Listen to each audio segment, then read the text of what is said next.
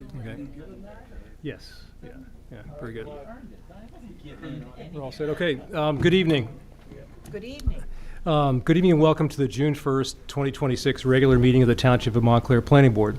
In accordance with the New Jersey Open Public Meetings Act, Chapter 72 of New Jersey's Public Laws of 2025, and amendments to Section 12 of the Municipal Land Use Law, adequate notice of this meeting has been provided by posting a copy of the notice on the first floor of the municipal building on the Township's official internet-wide website and on the statewide legal notices listing of the New Jersey Department of State. This meeting is being broadcast live on Channel 34 and is streaming live and will be available on demand on YouTube. This meeting is a quasi-judicial proceeding, meaning the board has powers and procedures resembling a court of law, and we are obligated to objectively determine facts and draw conclusions from them in order to provide the basis of an official action. Any questions or comments must be limited to issues of what the board may legally consider in reaching a decision, and the decorum appropriate to a judicial hearing must be maintained at all times. Fire exits are to my right, your left, and in the back of the room where you entered. Continue on since we're having hearings, correct? Yeah. Okay. As to the order of the evening, each application hearing begins with the applicant or their attorney giving an overview of the application and the variances that are required, if any. We then hear from any expert witnesses the applicant may have to help explain the application and why variances are required. The board members may ask questions of the applicant, the attorney, and their expert witnesses. If you are a member of the interested public, but not a witness in the case, you will have two opportunities to speak. At the end of each witness's testimony, you will be given the opportunity to ask the witness questions about his or her testimony. That is not the time to tell the board what you think of the application. To ask questions, you will have to come to the front of the room, give us your name and address, and then ask your questions related to the witness's testimony only. Only after the applicant's witnesses and any objector and objector witnesses have been heard, members of the audience will have their second opportunity to step forward. At that time, you may express your opinions, positive or negative, about the applications. Comments are generally limited to 3 minutes per person. In additional time that the public may be heard is when one or more residents present to the board as an objector to the application. Objectors may be represented by counsel and present their cases, including independent evidence and witnesses for the board to consider after the applicant has finished its case. Different from public comment, objectors and their witnesses are expected to present evidence for the board to consider, as opposed to their personal opinions, and will be subject to cross-examination by the public and by the applicant. After the completion of the applicant's case, objector's case, and public comment, the public hearing is then closed and the board members discuss the case and vote. You will be able to listen to our discussion but not be able to participate in it. I suppose we should start with roll call. Mayor Baskerville. Present. Mr. Borshoff. Present. Mr. Campbell is excused. Counselor D'Amato is excused. Ms. Gaines. Present. Vice Chair Graham is excused. Temporary Chair Ian Wally. Present. Ms. Willis. Present. Mr. Orbea. Present. Ms. Wallace. Present. And Chair Brodock is excused. I see we have no approval of minutes to discuss. Swear in the board professionals. Swear in the board, yes, number 3. I was doing number 4, which is, so 3 comes first. Thank you. Yeah, the minutes from the previous meeting are not. Okay. Hello. Do you solemnly swear or affirm the testimony you may give tonight will be the truth, the whole truth, and nothing but the truth? I do. I do. Thank you. Okay, we do not have minutes to approve, so we do have one resolution which was circulated, I believe. 56 Park Street, application 2960. And I did not receive any comments or changes to the resolution. Is there a motion to approve? So moved. Second? Second. Who seconded? I'll second it. Okay, all in favor? Aye. Opposed? Abstentions? Okay. Okay, and that brings us to application 2945, 580 Valley Road, BG Valley LLC. Would the applicant and its representatives come forward? Mr. Chairman, I just want to point out that we do have Oh, I'm sorry. Deputy Fire Chief, yeah, I always mispronounce his last name, Lizza here, to provide testimony. Prior to, correct? Well, Or, I told him that we would try and get him on early in the evening, so if we could have him present his information. And I did let Mr. Trembulac know that he Okay. would be here as well. That's fine with us. okay, that's great. Sure. So, Okay, Attorney Trembulac, it's yours. Yeah, let me just make my appearance. Alan Tremulak appearing on behalf of the applicant BG Valley LLC. We're here to continue the hearing on this matter. I have two witnesses to present, which would be a representative from the operator, SwimQuest, and our traffic engineer will provide testimony with respect to parking. I understand we're going to hear from Chief Lizza before I call the witnesses, so that's certainly fine with us. We're not calling him as... the board To had. be clear, this is a presentation unrelated, he's not a witness of the applicant. This is information that you're presenting with respect to parking, correct? And- It was, No. yeah, it was at the request of the board. The board asked Okay. that Mr. Lizza be present to answer questions about how this project affects the operations on the fire department site, Oh, very good. so. Yeah. Mr. Lizza, Can you hear me? Okay. Mr. Yes. Lizza, you are Deputy Chief of the Montclair Fire Department, Correct. and your first name? My name is Michael Lizza. And I'm going to swear you in. Okay. Do you solemnly swear or affirm the testimony you're about to give will be the truth, the whole truth, and nothing but the truth? I do. You've already stated your name, that's your full name for the record, and you are affiliated as Deputy Chief of the Montclair Fire Department. Correct. Okay. I think you heard, or at least I think you knew, the part of the reason why you are here is because this project may have an effect on the operation of the fire department with regard to its property right next door to the applicant's property. Yes. I will also say that there has been an objection, at least sent, which I had forwarded to the board, from a member of the public who was expressed some concern about conversations that you may have had with Mr. Genova, a representative of the applicant. And I'm not here to cross-examine you. The board may have questions for you. You may even have a statement that you want to make. I know that you were part of an email string that was sent or that the board has reviewed as part of the consideration of this application. So why don't I just ask you whether or not you have a statement or something you would like to make up front, and then perhaps the board and the public will have an opportunity to ask you questions. I don't have a statement. I'm just here to answer questions as they come. So. Okay, then why don't I just start and say, have you had an opportunity to review the plans of this application? I was able to review whatever Ms. Talley sent me, I guess it was about February of this year, just asking for input on the project. So it was in February of 2026. And did you have any conversations with Mr. Genova at any time concerning this proposed project? Yes, so in January, I'll just look at my notes. In January of 2025, late January, early February, Mr. Genova reached out to my office just to let us know that they were planning to do demolition of that building at some point, and I think at some point they were going to put up fencing around the building, I guess just to keep people out.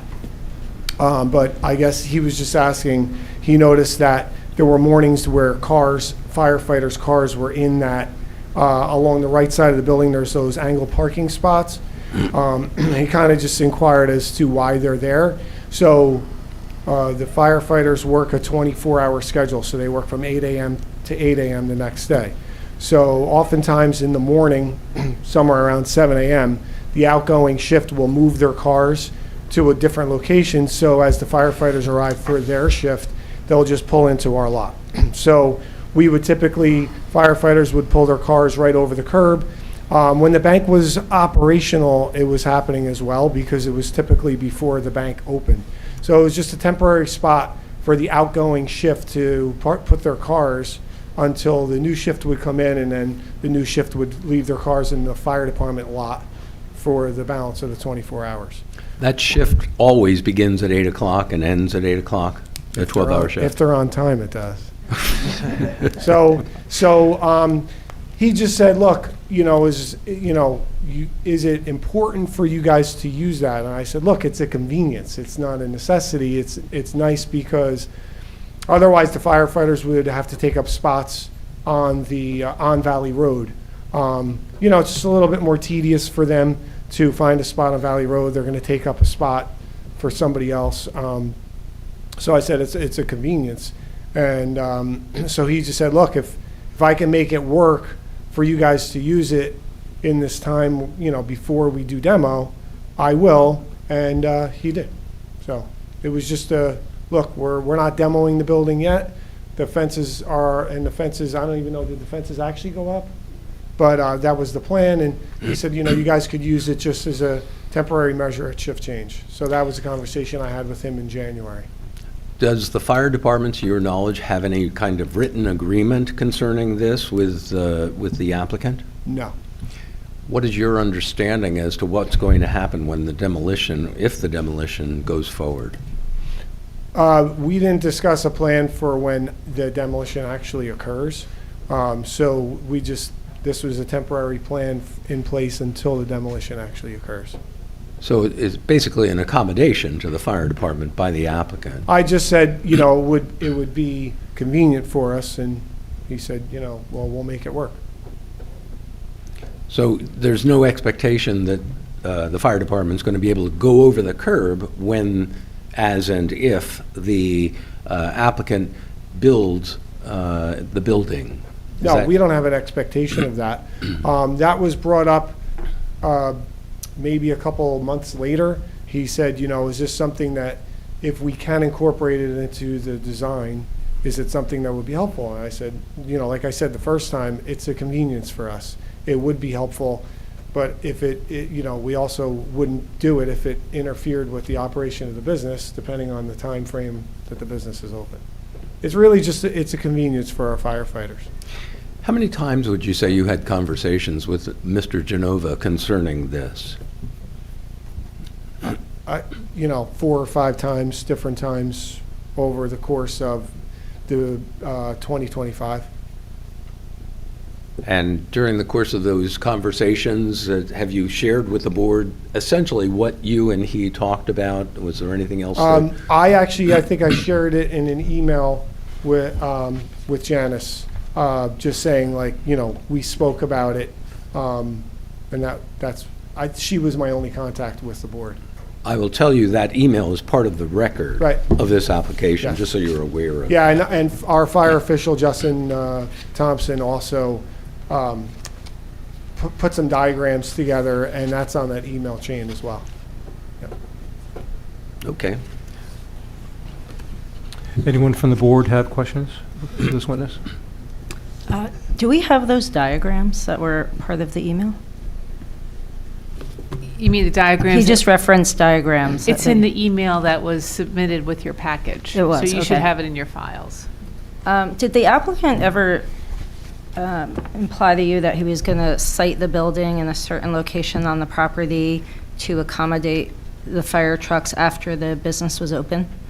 Not for the fire trucks, no. Not the trucks, the private vehicles. Yeah, so it was a general conversation of him saying, well, if I can do this, I will. And I said, it's a convenience for us, but if you can't do it, we'll have to park on the street. Did you ever request that he site the building and put in a certain location on the property and set up the property in a certain way to accommodate the I fire didn't department? ask him to do it, but I said if it were possible, then it would help us. But And I there didn't we- say, can you do it? I just, And just to clarify, we're still talking about personal vehicles, not talking about the operation of the fire trucks, Correct. right? Okay, Yep. thank you. I have one quick question. If there is going to be a fence there, you do have an ability to go into the lot by the fire station, and then the cars would just do a K-turn and get out. You can go back and forth. yeah, so that lot, if there's already cars in there, it would be very difficult to do. So what would happen is 7 o'clock in the morning, the firefighters that are currently on duty would just move their cars to try to find spots somewhere along the street, somewhere on Valley Road, and just leave them there for the hour or whatever it takes for the relief to come in. They can't leave until the relief comes in. So there's always going to, at some point, there are going to be double the amount of cars there, but it's usually a half an hour. People kind of, start to come in around 7:30 and everyone's in by 8 o'clock. Thank you. Chairman?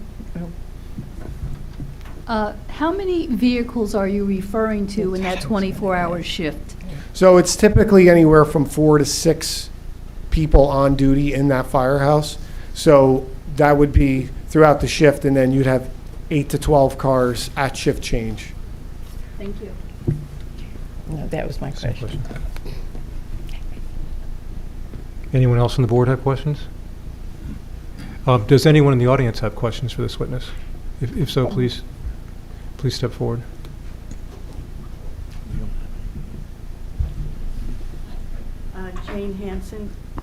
Jane Hansen, Marion Road. I have a copy of an email from you to Janice from February 11th, 2026. And in that email, you expressed some concern about the main about an entrance onto Valley Road and its interference with the fire department's operations, particularly within it's called the fire lane, those strike lanes. Do you still have that concern? Sorry. Do I have to press push? No, you're okay. It's on. Oh, okay. Is that on? It's on, yeah, the green light's on. Okay. So I just want to make sure you're complete with your My question is, do you still have that concern? So the issue that was brought up in that email was, I guess there was an option to have the drop-off point on the Valley Road side or the back side of that building. So, of course, if it was on the Valley Road side, human nature is the cars are going to stack up in front of the firehouse. And I just said, I believe that the option of having it in the rear of the building would just get more cars off of the road as they come in to drop off the young swimmers. So if there still is a front door and the public can access the facilities through the front door on Valley Road, do you still have that concern? If the main drop-off was in the front and cars were waiting to drop off at the front, they would stack up across the firehouse. Right. And then the other question is, I think you're aware, or Justin wrote in his email about a left turn lane from northbound Valley Road, and that traffic is already backed up to Cooper. Do you continue to have concerns about that? Yeah, I mean, I believe it'll be, it would be difficult for people to make that left turn into that space just because of the traffic coming south. Right. Okay, thank you. Does anyone else have questions from the audience? You can come forward.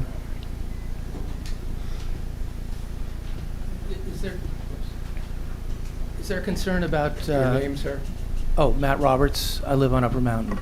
Thank you. Is there concern about the traffic in the back area as well? I guess that doesn't concern you that much. In the parking lot Yeah, there? because it no. can back up, and you can actually not even make a right turn past the movie theater sometimes, because there's so much traffic in that parking lot.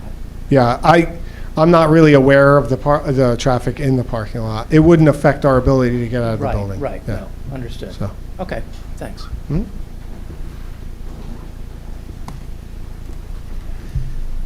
Good evening. Hi.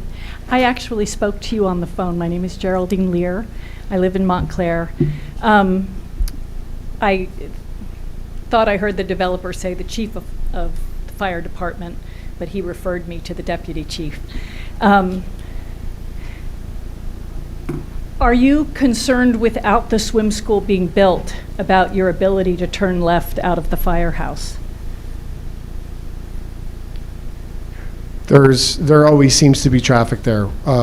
So, you know, when we pull out, cars typically move out of the way if there's room for them to do so. So, look, ideally, you know, we would be in a spot like we are on Pine Street where we have a little bit more traffic control there. But, you know, you have a firehouse in the middle of a busy area, it's a double-edged sword. You want it in the middle of the busy area. So it's in a great spot to get to everything that's in that area of town, you know, but it's a busy area of town, so it's always going to be busy. So it's always a concern. We'd love to be able to just free flow out of there anytime we want, but, you know. Well, do you understand that I'm concerned that, let's say the train is going by and the traffic stopped for the train, from what I understand, having spoken to the swim school at another location that's very congested, there will be 10 to 15 cars perhaps circling, trying to find parking. And already you told me on the phone that you are frustrated by the fact that people don't always respect those yellow lines. And I believe with the added traffic and the lack of parking, do you feel it's going to impede, if you need to fight a fire and going north on Valley Road is your best way to do so? If one of these citizens' homes are on fire, do you think that swim school is going to help or hurt your ability to get out of the firehouse even? If cars are stacked in front of the firehouse, it would take us a little longer to move the cars out of the way with the sirens, for sure. Mm-hmm. And is that in the best interest of the citizens of Montclair? Yeah, I mean, we face challenges like all the time, that kind of challenge. So it will slow us down. Right. And you said that your firemen, it's tedious for them to find parking. It's more of an issue of, so they're on duty. So if they have to park half a block away, they take a radio with them, and if there's a call and they're in the middle of parking their car, you know, they have to, you know, they have to walk back to the run back to the fire station to park their car. You know, we have at Pine Street, we have spots that people can move their cars to without being too far from the fire station. Right. So maybe tedious isn't the right word. It's just not as convenient. But, you know, there are firehouses in cities that do this all the time. So it's just a matter of us adjusting to however it works for us. Okay. All right. Thank you. Thanks. Hi, my name is Liz Zazzi, and I live in Upper Montclair by Montclair State University. Ms. Thank you. Zazzi, how do you spell your last name? Z-A-Z-Z-I. Okay. Thank you for your service, and thank you for your testimony or your information. This is a math question. So you have shifts that are changing over, and you said it's around 8 o'clock in the morning. Is that right? 8 a.m. is our typical shift change. Right. So that would also be the time, I think, when school buses might also be driving on Valley Road with children on their way to school. Do you have an estimate of how many firefighters would be impacted with having to move their cars in order to get on duty? It's typically anywhere from 4 to 6 that are on duty there. 4 to 6 firefighters that would have to make, I don't know, how long would you say that would take to look for a spot on Valley Road? They're typically in doing that area? around 7 a.m. So usually it's not too crowded up there at 7 a.m. So do you anticipate there being any problems with school buses typical traffic on Valley Road, the train, the commuter train operating both ways with the gates coming down, clogging up Bellevue Avenue. Do you anticipate, I know it's an inconvenience, but do you think that that is kind of a danger to people that might have their house on fire, with firefighters rushing with their radios from a parked car somewhere in the vicinity of Valley Road to get to their shift? Typically at 7 a.m., there are usually spots right there. So I wouldn't anticipate that at 7 a.m. Maybe at a later hour, it would be more of an issue. Okay, but you would call it an inconvenience? It's an inconvenience. That's Okay, thank you. generally it. Yep. Chief, when you say a later hour, what would you, I think if you get to after 8 o'clock, you know, typically you see traffic picking up in that area. I haven't worked at that fire station in probably 15 years, 20 years. So, but I travel that way and I'm at the fire station. But, you know, at 7 o'clock, it's pretty quiet up there. Are your, just one more, are your firefighters, do they get like placards for personal cars to allow them to park without paying meters? We don't now because we typically don't use that, but that would be a great idea. Okay. I'll look into it. Thank you. Just kidding. They're already they'll be watching this, waiting for their sticker. Hello, Holly Felber. I own Barber Eclectic, located at 594 Valley Road. I'm 3 doors down from the firehouse, and thank you for your service. I regularly see the traffic backed up and all the cars on those yellow lines. And as a matter of fact, if I'm traveling north on Valley Road, I make a point of stopping. I have had people go around me into the oncoming traffic lane to get in front of me. I have also had people hit their horns over and over again where I'm stopping and following the law. I also have witnessed many, many, many times the trucks trying to take a left out of the firehouse, and they can't. This is the session where there should be questions asked. I assume you've got a question coming up? Yes. Okay. I would like to know, in your experience, the cars that regularly stop there or park on those lines, do you know if they're ever issued tickets? So the fire department doesn't issue those tickets. So it would actually have to be a situation where a police officer were there at the right time, and you know they're not going to do it when they see a police car there. So I don't know for sure. It may have happened, but I can't say that it has or hasn't. Okay. I guess that's my only question for now. Thank you.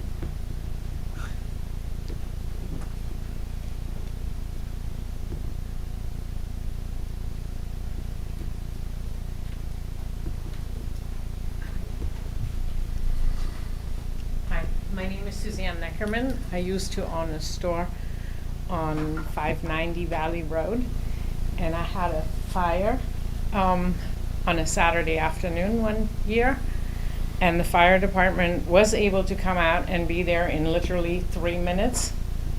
Unfortunately, the soot and everything from the fire destroyed every piece of merchandise I owned in the store. So what do you think would be happening if you were 3 minutes longer, because there was a lot of cars there and you couldn't come out? And I'm literally on Bellevue, where now is the liquor store in my old space. So it's 500 yards. Yeah, I mean, any delay that we have, we talk about time all the time. So any delay we have is not ideal for us. So a delay is not a good thing. Okay. Do you have any idea what the delay could be to get out of the firehouse if all the cars were blocking you? Yeah, we have times now where the cars are blocking, so I don't know what the exact traffic would be, so it would be hard for me to predict an additional delay.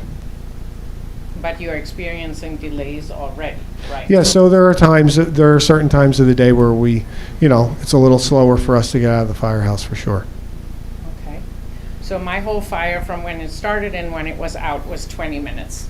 And it destroyed everything I had in that store. So time is, and I'm sure everyone is aware of that, but time is so of the essence that I am personally very concerned. And I appreciate you being here and speaking up for it. Thank Okay, you. thanks.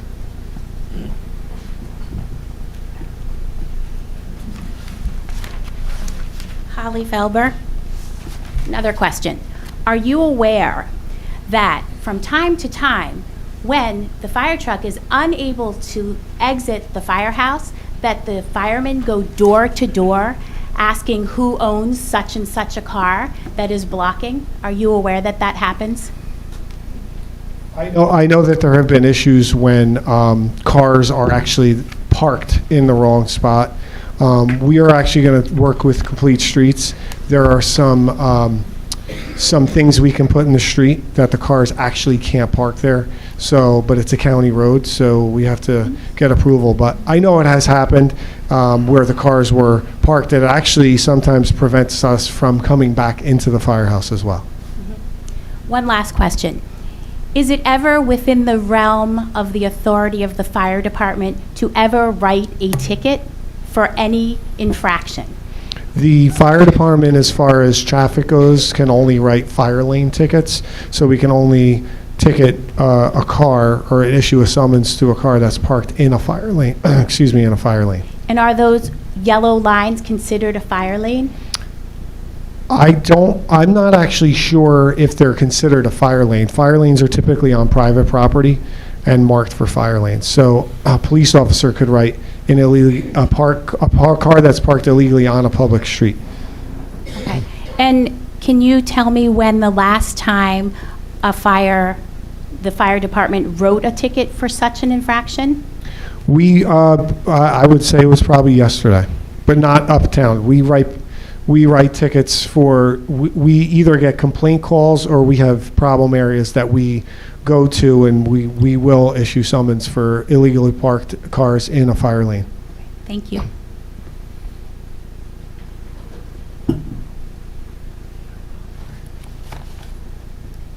My name is Warren Ross. I own the building 44 Upper Montclair Plaza, right behind it. So you mentioned that early in the morning there's plenty of parking in the plaza area.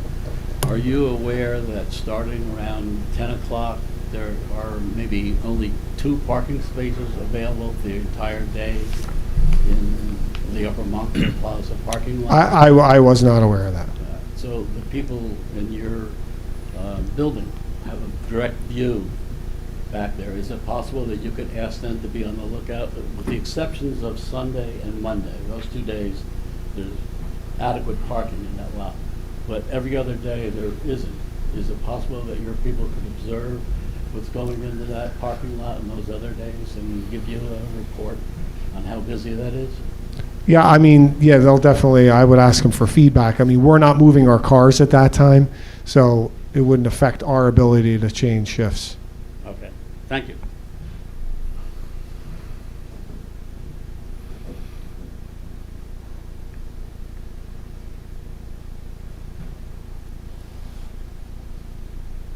Hello, my name's Sue Van Inwagen.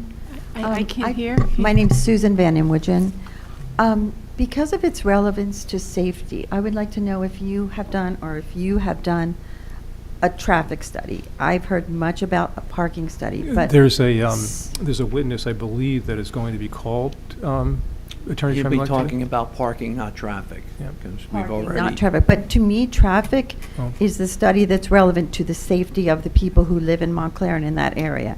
How quickly they were able to get to that person who lived, I don't know, whose business was just a couple blocks away, but if you're stuck in gridlock.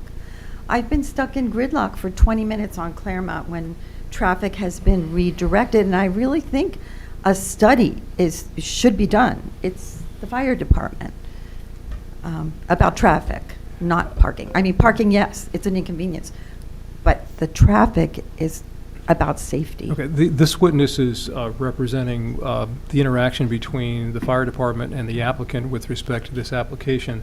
With respect to traffic, and I'll defer to Attorney Neese, traffic itself, not parking, but traffic is not pertinent to this application technically. Is that correct? Technically correct. Technically, I'm a nurse. You work for the fire department. I think traffic is the thing that would stop the fire department from getting to the place they need to be.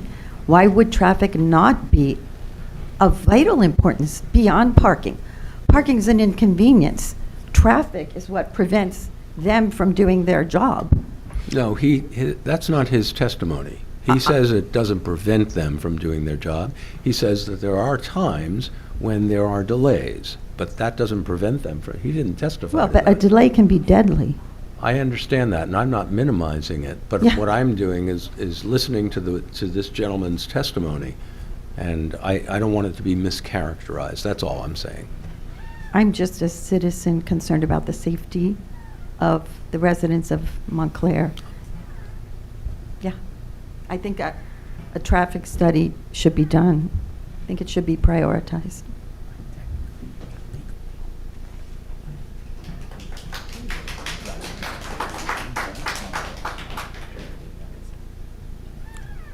Just on that point, as the board knows, I stated earlier in this application and on other recent applications that off-site traffic conditions are not relevant to when an application involves a permitted use, and I think Mr. Neese agrees with that comment. Which is not to say that the town should not do a parking study. They probably should. Maybe there are improvements that could be made in general, but it's not our application as the applicant to provide a parking study or to prove, that, there are no traffic issues. There are traffic issues, but they exist now, and it's a general problem. Thank you. So let's exacerbate the problem. Okay, so my Whoever name goes is, there will exacerbate the problem. not to that degree, but my name is Arlene Carini. I own One Savvy Design. If you put in a restaurant, you put in a couple of boutiques, it's not going to bring in the amount of flow of cars coming in all day long, on and off. How do you know that? I'm curious. Because I've been in town for 15 years watching the traffic flow outside of my store, Ma'am, this as is, well as have other people. Do you have a So question? I know I have to redirect. Hello, sir. Thank you for your services. So I've been told that there was issues with the preschool from St. James, that they were parking in front of the firehouse, and it's really difficult for you guys to get the truck out. And that some of the parents were told to park in the Bellevue driveway and drop off some of the kids, but driving through, I've seen a lot of vehicles there. So that I know can impact you. And as the previous person spoke, you getting out in a timely manner is saving a life, a house burning down, saving an animal. So there's a lot of factors to be considered. And for the town to diminish that a traffic study should not be done is not right at all. Do you have a question for this witness? The question is, can you tell me how much of an inconvenience is the preschool when they open up and they pick up? I couldn't hear the question. For the pickup and drop-off for the preschoolers at St. James, how much of an inconvenience is that right now for the fire department?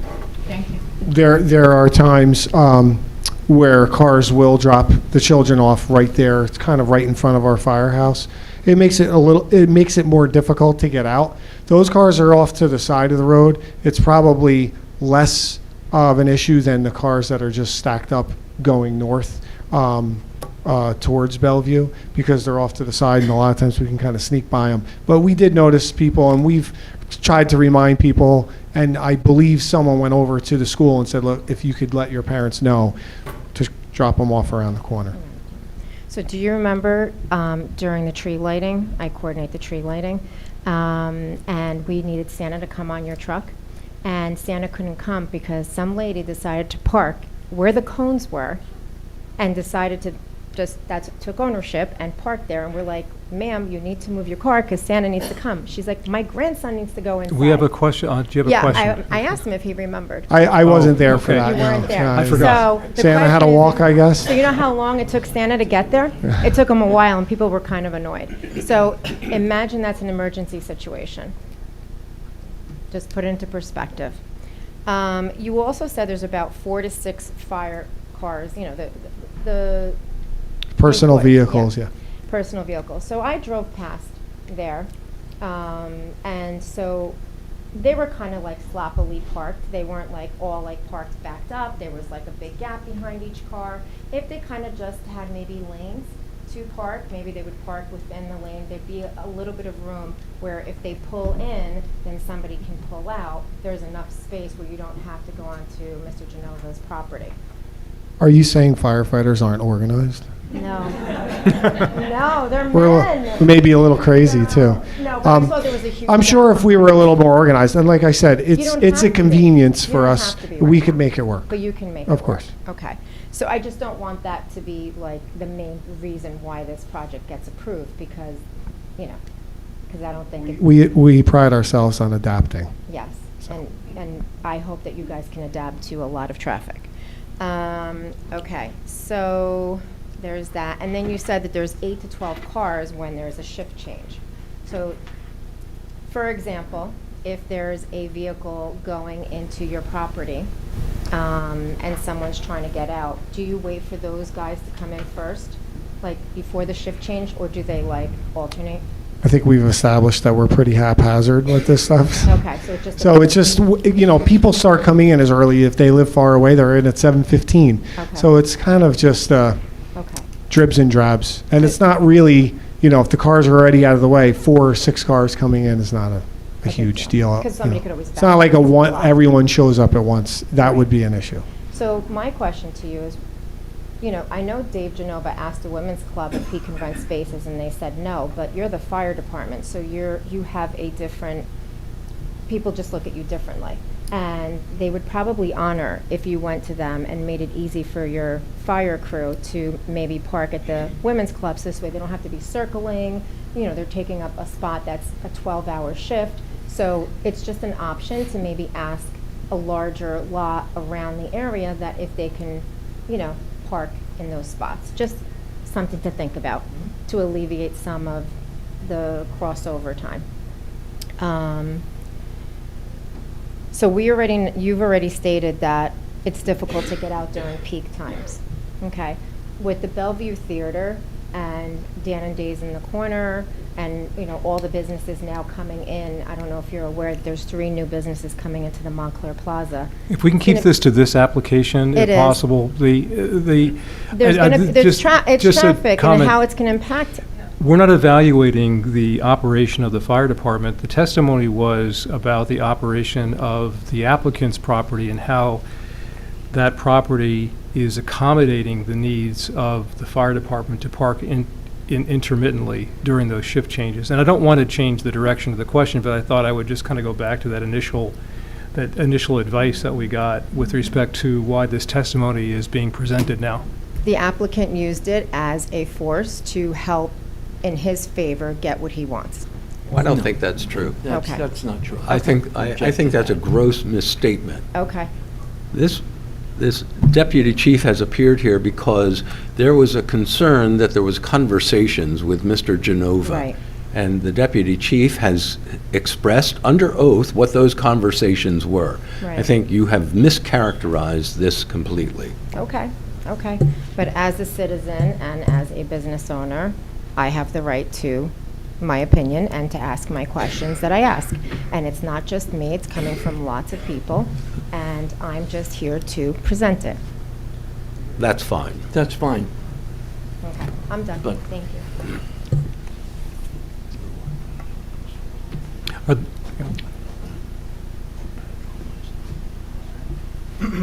My name's Graham Wyville. I live in Upper Montclair. Straightforward question. Would you say the construction of this school will improve the function of the fire department? I wouldn't say it would improve it. Well, would it improve the function of the fire department? It would not improve the function of the fire department.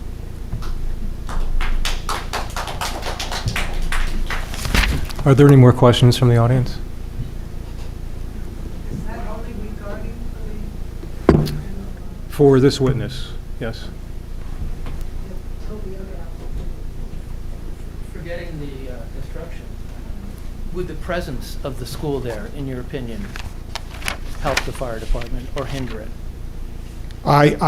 Without seeing the amount of traffic, I'd be speculating. I can't say if it would help it or hurt it. Increased traffic, if it's stacked up, would certainly slow the fire trucks coming out down.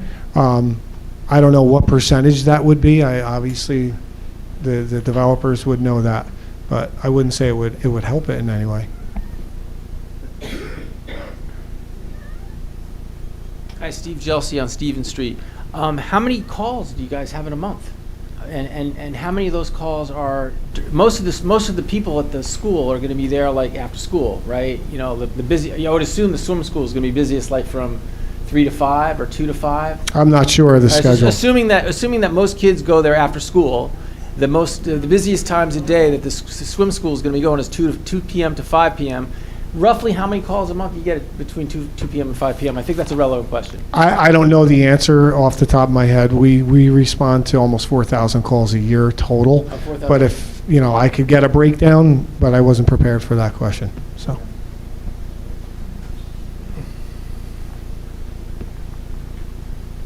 Okay, it looks like, there's one more question.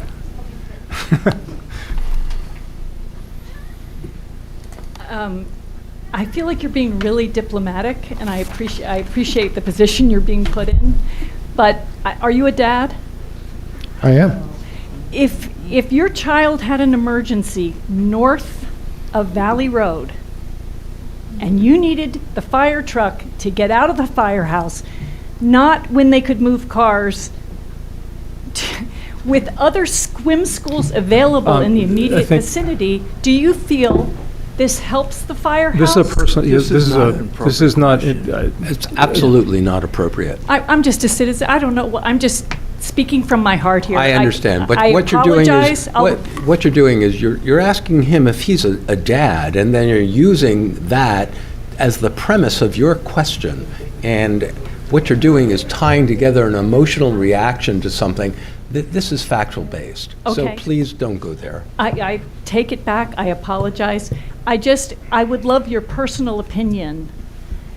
Do you feel that having a swim school next to the firehouse, when there are other swim schools available in the immediate area, helps is better for the city of Montclair, specifically Upper Montclair, or does it hurt it? My personal opinion and my professional opinion are the same. We want to get to people as fast as we can. So, Thank you. Whatever business would be there that would slow us down is like any other business in town or apartments in town that slow us down. Okay, and I apologize. I did not mean to cause offense or to get an emotional reaction. I'm just a very concerned citizen. Thank you. Okay. I apologize. Justin Jesser, right on Chestnut Street. Obviously, Can you spell your last name? Jesser, Jesser. Wasn't the traffic that took me a while. I have 2 questions for you. Really appreciate it.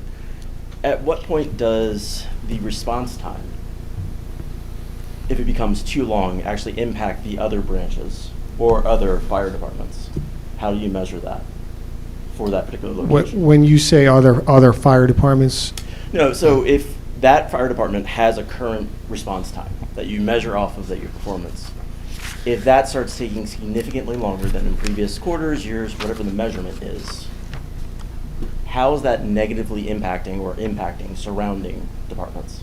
so maybe when you say departments, you might be the other stations, like the one at Pine Street. I Yeah. apologize. So yes, so if we have a fire, all the apparatus, we're a small fire department for the size of the town, Got it. so everyone actually will be going to that. So it's just the same. Time is important to us. So Which I understand, but at which point does the resourcing, does the necessity to kind of reevaluate the kind of disposal that you have of those firefighters and the resources in that location change to be put on other parts of the town? It's unfortunately a fluid thing, depending on where the call is, the severity of the call. Again, we can break these things down. Yeah. I wasn't prepared to do that. Which I get. But there's not like a benchmark breaking point. It's just kind of things that are fluid, so. And at which point would that necessarily kind of force you to say that is not necessarily the best location for us to have a fire department based upon the response? Like, in your professional opinion and your experience, saying it takes us too long to respond with the attention that we need to, with the urgency that we need to, and it becomes too much of a hurdle. So, the firehouses were built, that firehouse was built 120 years ago. And my kids have been there, it's great. And like I said before, we become adept at adapting. Okay. The reason that we have 3 firehouses in town, a big part of that is the train tracks. So the fire at the church, I don't know if you know this or not, the big fire at the church, the closest fire trucks were sitting at the train tracks because it was rush hour, watching the smoke billow up. The fire trucks from Upper Montclair beat the fire trucks from headquarters there. So that's why we need the firehouses around town the way we do. So is it a perfect location? If a planner was to pick a spot, and we've had studies done, that wouldn't be it. So do you have all the information necessary to make that decision today? I think we're coming off yeah. of the, I mean, I don't want to interrupt here, but the testimony was about an exchange of parking at a certain hour. And you're very gracious to come, but I'll defer to Attorney Neese as well. It seems like you've been very gracious in terms of answering questions, but we seem to be somewhat remote from the testimony at this point. And I'm just. I'm curious. How's this question You're, from that point? Well, were you here for the testimony that he gave? I've been watching on YouTube. I've been trying to get here as fast as I could. Okay.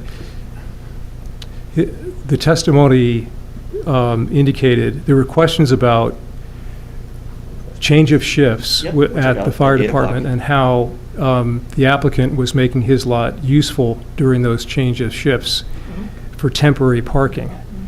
There has not been any testimony about overall traffic, except an acknowledgement that traffic is an issue generally in that area.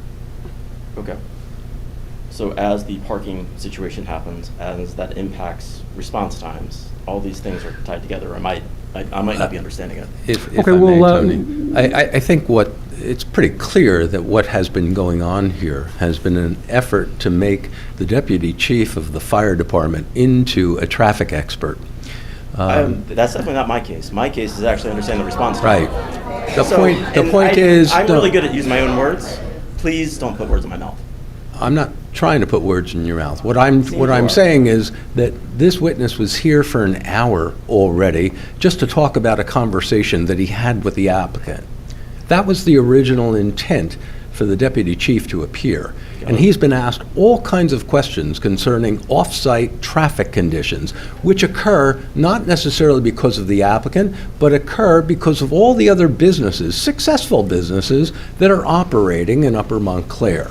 Yes. So he's indicated that anything that occurs traffic-wise that slows him down is unfortunate, and he doesn't want that. None of the fire department wants that. I respectfully understand. All right, ask your question, please. The piece that just came down to is, do you have the information necessary to make that decision of, like, great, do we have the response times for that to make sense? To say that location, that station, is no longer an efficient use to serve that part of the community, and we need to reevaluate that. We have response times, but we haven't analyzed a location. Got it. I think that's the concern, is how the parking and everything else folds into that. And that's what I appreciate. Thank you. Are there any more questions from the audience? If not, thank you very much. Appreciate it. Thank you, Chief. Yeah. Attorney Trembulak, you're... Yes, so we're prepared to proceed with our next witness, who is Devin Stone.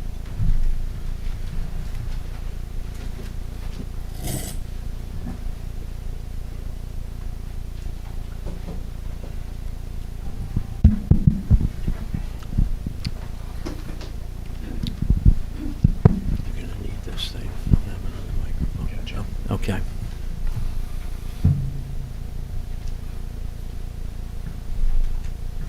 He's going to swear you in. Do you solemnly swear or affirm the testimony you're about to give will be the truth, the whole truth, and nothing but the truth? I do. Would you please state your full name and business affiliation for the record? Devin Stone. I'm one of the owners, operators of SwimQuest. Okay. Devin, when you refer to SwimQuest, you're referring to a legal entity known as SwimQuest LLC, correct? That's correct. Okay. And how long have you been an owner of that company? Since 2018. Is that when the company was formed? That's correct. So you've been an owner continuously since the company was formed until currently, correct? Correct. Okay. And SwimQuest owns and operates children's swimming schools, is that correct? Yes, that's correct. How many other swimming schools does SwimQuest currently operate? 4. Okay, and can you tell us where those schools are located, what towns they're in, and how long they've been operating? Yeah, so Whippany has been operating since 2018. Millburn's been operating since 2019. Livingston's been operating since September of 25. And then Westfield, we just opened, it's been operating since March of this year, 26. Several months, I guess. Correct. Okay. And with respect to those 4 other schools that you currently operate, how many of those are located in downtown areas or business districts of those communities? 3 of 4, so Millburn, Westfield, and Livingston. Okay. And is it your company's intention to try to operate in business districts or downtown areas where possible? Yes, that's correct. Okay, and is that one of the reasons that attracted you to this location on Valley Road in Upper Montclair?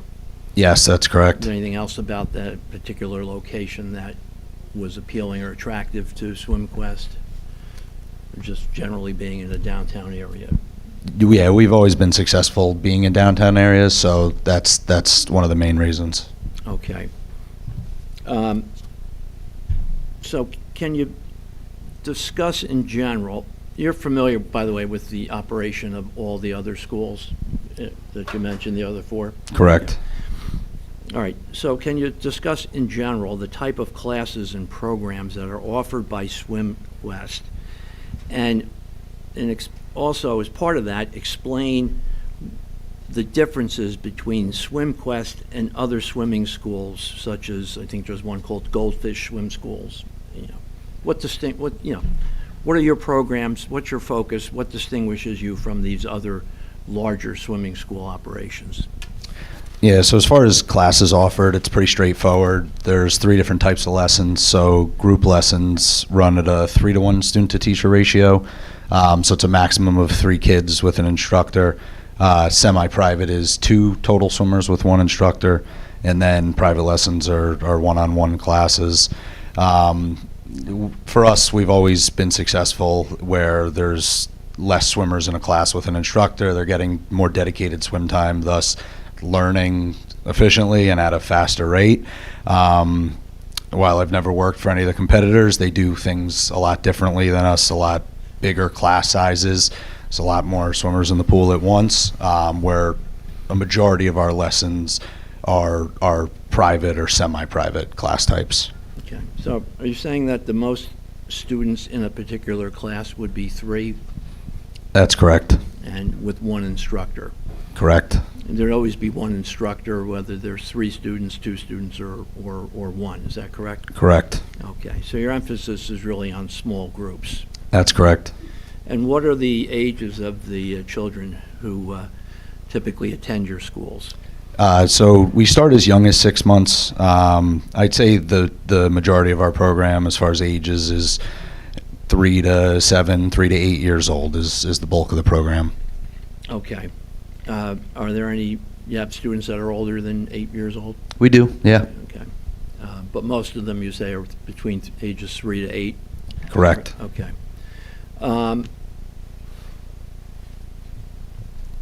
And is it the intention that you would operate this school on Valley Road, if it were to be approved by the board, in a similar manner to the way you operate the other schools, with similar programs, similar class sizes, and similar operating hours? Correct. Okay. And how long is a typical class? They're all 30 minutes. They're all half-hour classes? Okay. And is it typical that there would be or might be more than one class taking place in the pool during each of the 30-minute sessions? Yeah, there are. Okay. By the way, before I continue along that line, just a couple of general questions. Is the pool ever open to the general public? No, it's not. Okay. Do your schools ever have open swim hours where anyone can come and utilize the facility? No.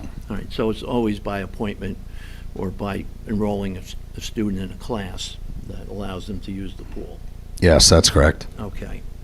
All right. So I'd like you to discuss the hours of operation in your existing schools. And again, the intention would be to operate the Montclair School with the same operating hours that you use for the other locations. Is that right? That's correct. Okay. So let's talk about your operating hours during weekdays. Can you tell the board what those hours would be? Yeah, so we're open Monday to Friday from 9 in the morning to 12 o'clock. And then our instructors are then on break from 12 to 1. We reopen 1 to 7:30. Okay. All right, so let's take the first 3-hour segment you just mentioned, 9 to 12 o'clock in the morning. Based on your experience with other schools, how many classes would you anticipate taking place in the pool at any one time during those 3 morning hours during the weekdays? Anywhere from 3 to 5 lessons. 3 to 5 lessons or 3 to 5 classes? 3 to 5 classes, yeah, per half hour. Okay. And what would be the average number of kids in the pool at any one time during those morning 30-minute sessions between the hours of 10 to 12? It varies depending on class type, but anywhere from 5 to 8 kids in the pool per half hour.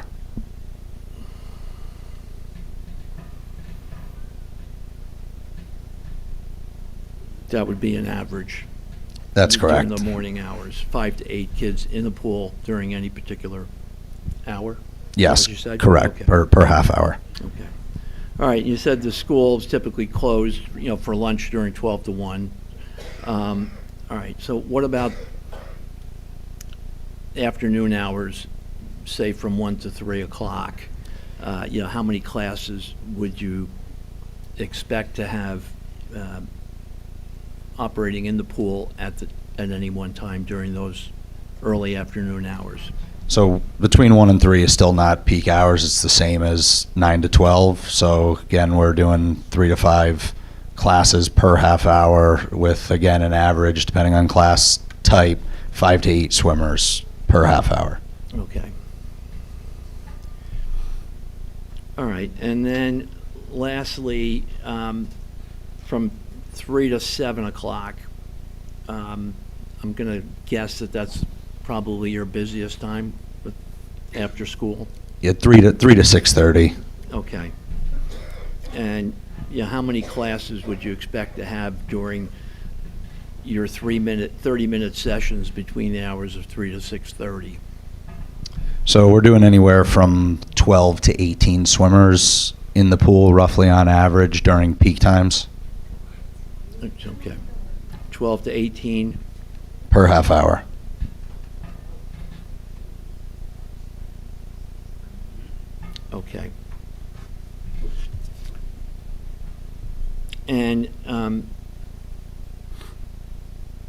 let's go on to weekend hours. What are your hours of operation on Saturdays and Sundays? So we'll be running 9 to 2 o'clock. Okay, and what classes are offered on weekends? So as same group, semi-private, private class offerings, those are going to fall into peak hours again. So all the way from 9, we'll slow down after the afternoon hits, but between 9 and 12, it's going to be that same 12 to 18 swimmers in the pool per half hour on an average. Okay.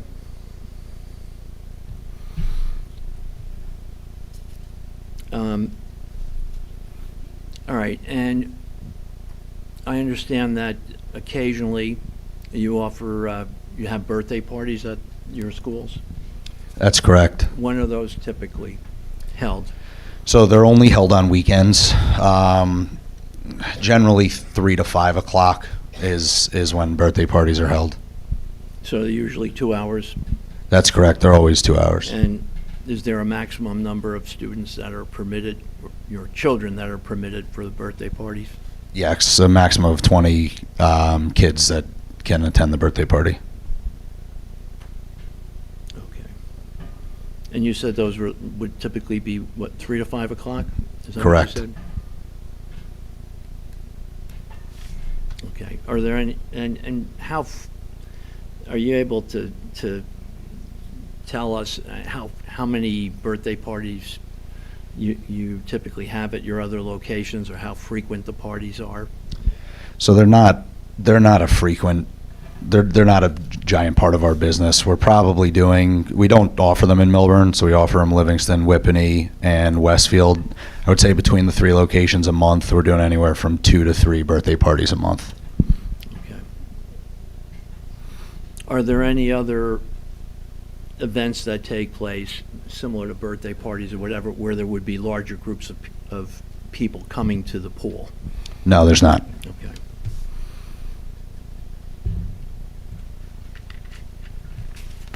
Okay.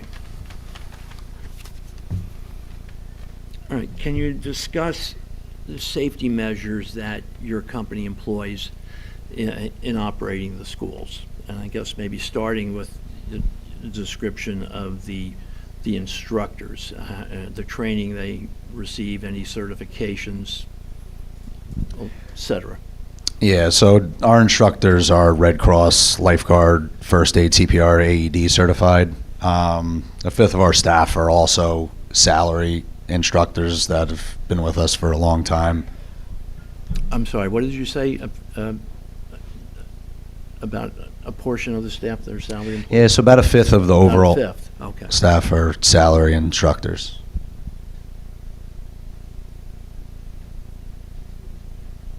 Okay, and there's an instructor, if there are 5 groups in the pool at any given time, there'd be a total of 5 instructors, one for each of the 3 one for each of the 5 classes, correct? That's correct. Okay. By the way, what other employee, other than instructors, what other employees do you have working in your other locations? So typically we have one manager on site at all times and then one front desk associate. So two other employees? Right? That's correct. Okay. So you have the instructors and you have the 2 other employees. Where do you expect that your employees would park? Employees working at this location on Valley Road? So we plan on arranging off-site parking. Okay. You're going to implement procedures that... Yeah. Do you plan on implementing procedures that would require all of your employees to park elsewhere, not on the property itself? That's correct. They won't be parking on site. Okay. Okay.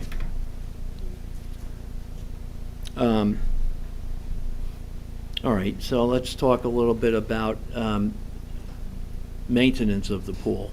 Can you discuss that? I understand, well, you can explain it, but I think there's some state requirements you have to comply with. Is that right? Yeah, so we use Garden State Labs. They're a third-party tester to make sure that from a chemical standpoint of chlorine, pH, that we abide by that all the health department code. So they come out weekly, test the pool, and that gets submitted to the local health department to make sure we're up to code. And is that required by state law? That's correct. Okay. All right. Are there any occasions where you have to drain the pool and then refill it? No, there's not. Okay. What happens in the event one of your students or children has an accident in the pool and soils the pool? How do you deal with that? Yeah, so it depends, just for lack of a better way to talk about it, depends solid versus not solid. If it's stomach empty and throw up, we keep our pool at 4 parts per million chlorine at all times. In the case of it being a hard stool or stomach emptying, throw up, we shut down for a half hour. In the case of it being liquid stool, we actually shut the pool for the day, so it's closed for 12 plus hours. We bring the chlorine up to a 20 parts per million before then bringing it back down, and then it has to get logged and to reopen. Okay, but you never have to like drain the pool in an event something like that should occur? No, just basic backwash. Okay. And, are there maintenance vehicles that occasionally come to your schools to perform maintenance activities? So we have a company that comes bi-weekly and does water chemistry and preventative maintenance, and they bring their own van and service the pool. So they come in vans? That's correct. No large trucks or, large maintenance vehicles, just a normal size van? That's correct. Okay. Twice a week, you said? Bi-weekly, so they come every other week, twice a month. Every other week. Okay. What about delivery vehicles? How often you get deliveries, and what type of vehicles are making the deliveries to your other locations? So it's typically like Amazon. If we order lollipops or pool toys, something along those lines, and you're talking 2 to 3 deliveries a week. My wife gets a lot more deliveries than we get to the swim schools. Okay. So it'd be typically Amazon delivery trucks or UPS deliveries? That's correct. Okay.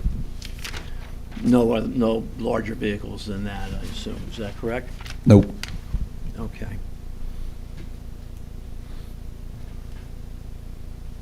Okay, then I'd like you to talk about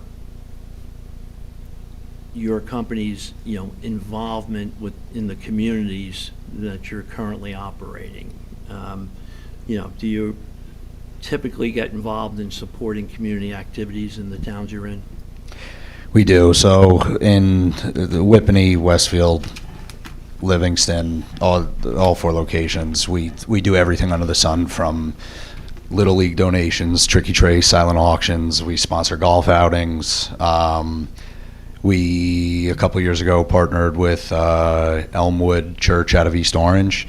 And in the last couple of years, I wrote it down here before tonight, but we've done over 600 lessons to underprivileged youth, where flexible scheduling, we bring them in, and that's been awesome. So as far as outreach goes, I know we'd also plan on partnering with Reach Out Montclair to assist in, I guess, a lot of the underprivileged kids in the local area, getting them set up for lessons as well. And are those lessons typically offered at a discounted price? Or? We don't charge. Or no charge, okay. Correct. And you anticipate working with Reach Out Montclair if this location is approved? That's correct. In order to provide the service to, lower income or disadvantaged children in this area, is that right? Correct. Okay. Okay. Just give me 1 second, I think that might be.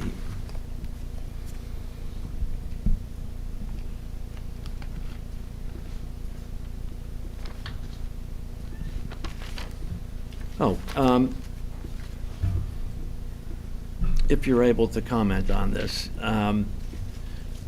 at your existing locations,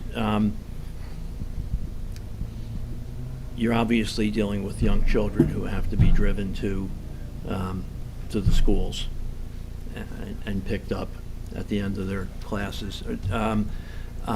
Is it common for students to come in carpools, let's say, or multiple students would be driven in the same car?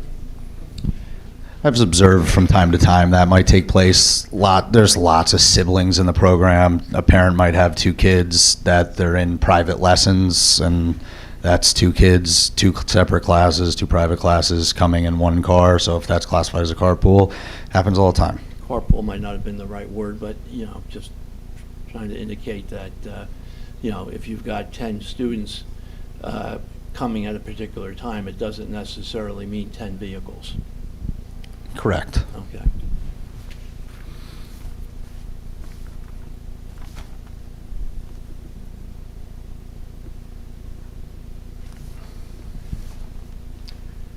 Okay, I think that's all I have. Okay. Mr. Chairman. Do any of the members of the board have questions for this witness? Nicole? Hi, thanks for being here. I just had a few questions for you. We've heard a lot of confusion, I think, or I'm confused about, I think going back to the very first day of testimony, it was that parents drop off their kids and then walk around town. I know we heard from the fire department that they're concerned about parents double parking to drop off their kids. I know as a parent, if I had a 4-year-old, there's no way I'm dropping off my kid. I'm parking my car and walking in the building. So can you just tell us how, with a little bit of detail, how that operates, how parents and kids come and what the parents are doing during the class? Yeah, so the bulk of our age range, again, is 3 to 7 years old. So at those ages, you're not, unless you get like some wacky parents, which I think we all can attest to from time to time, you're not getting parents sending in 3 to 7-year-olds in what sounds like a busy street into the front of the building. So they're accompanied by their parents. And do the parents stay at the school? So it depends. For us, as far as policy goes, if it's a group or semi-private, where 3 kids in a class group, 2 kids in a class semi-private, they're responsible for their swimmer because the instructor's rotating the students' turns incrementally throughout the 30 minutes. Okay. If it's a private, they're not required to be there. So they might go out and grab a coffee or something along those lines, go shopping locally. Yes. And is there, if you had to break it down, what would you say the ratio is privates to the others? Yeah, that's one of the things we do a lot differently that people don't realize unless you've been with us, is most of our program is semi-private to private lessons across all our locations. And then I just wanted to, I think we've heard a lot about, in Montclair, the master plan has a, I don't know, don't get mad if I use the word requirement. It's not a requirement, but you're supposed to have a front entrance on the road, and businesses are supposed to face the front. And then, we've heard a lot about having the back door and the, like the greeting desk and the check-in desk closer to the back door than the front door. And then you mentioned there's just one associate and then the manager. So I guess I still get a little confused how it's going to operate with having sort of a front desk associate, which is indeed not in the front, they're in the back because that's where the desk is, yet you're representing that you'll have that front door open at all times. So how's that flow going to work, and how's it going to be managed with this one employee? Yeah, so we have a clear line of sight from where the back entrance is to the front entrance. For us, when parents come in the building, the first thing they're doing is checking in. It's like any activity that you do, and especially being around a pool, like it's not, I guess if it was like a jungle gym, it's a free-for-all of kids. Right. Like around pools, you're not like, yeah, my 3-year-old just run into the pool. So for us, any of the locations, parents come in, they check in at the front desk. We're gonna have signs up too for that front entrance. So when they come in, please make sure you check in at the front desk to reinforce. Managers always on site all of our managers sit with our front desk at our entrances. So yes, there's one front desk associate, but there's always two manager and front desk person checking swimmers in, setting up classes, and dealing with whatever the customer is asking. And what would prevent you from moving that desk from the back door to the front door? So I can't testify to that. As I'm the operating guy, I can testify to any questions inside the building. That is but I would- inside the building. This Well- is the operation of the front desk. Like, why wouldn't you have that by the front door? I would just defer that to my team as far as where the location is. From an operational point of view, you're the operator. What would be the downside of having the greeting desk by the front door? Well, I think the majority of parents are going to be coming in is where we have the desk. In the back door? Correct. And why do you think given that your parking lot not everybody who comes is going to fit in that parking lot, so they could be parking in many different places around the building, why are you so confident that most people will be coming in the back door? Where the parking is? Well, your parking lot is one place, but I assume we're going to have people parking on the street, because you're looking for a variance on parking, so I think we all agree people are not going to just park in your parking lot, correct? Correct. And I know So I you think have a parking person coming, so presumably some people will park, maybe on Cooper on the other side of the street. I don't know how well. I don't want to throw street names at you if you don't know. So again, why not? What is preventing putting that desk by the front door as an operator? I just believe that there's going to be a bigger portion coming from the back door of swimmers coming inside the building. Okay.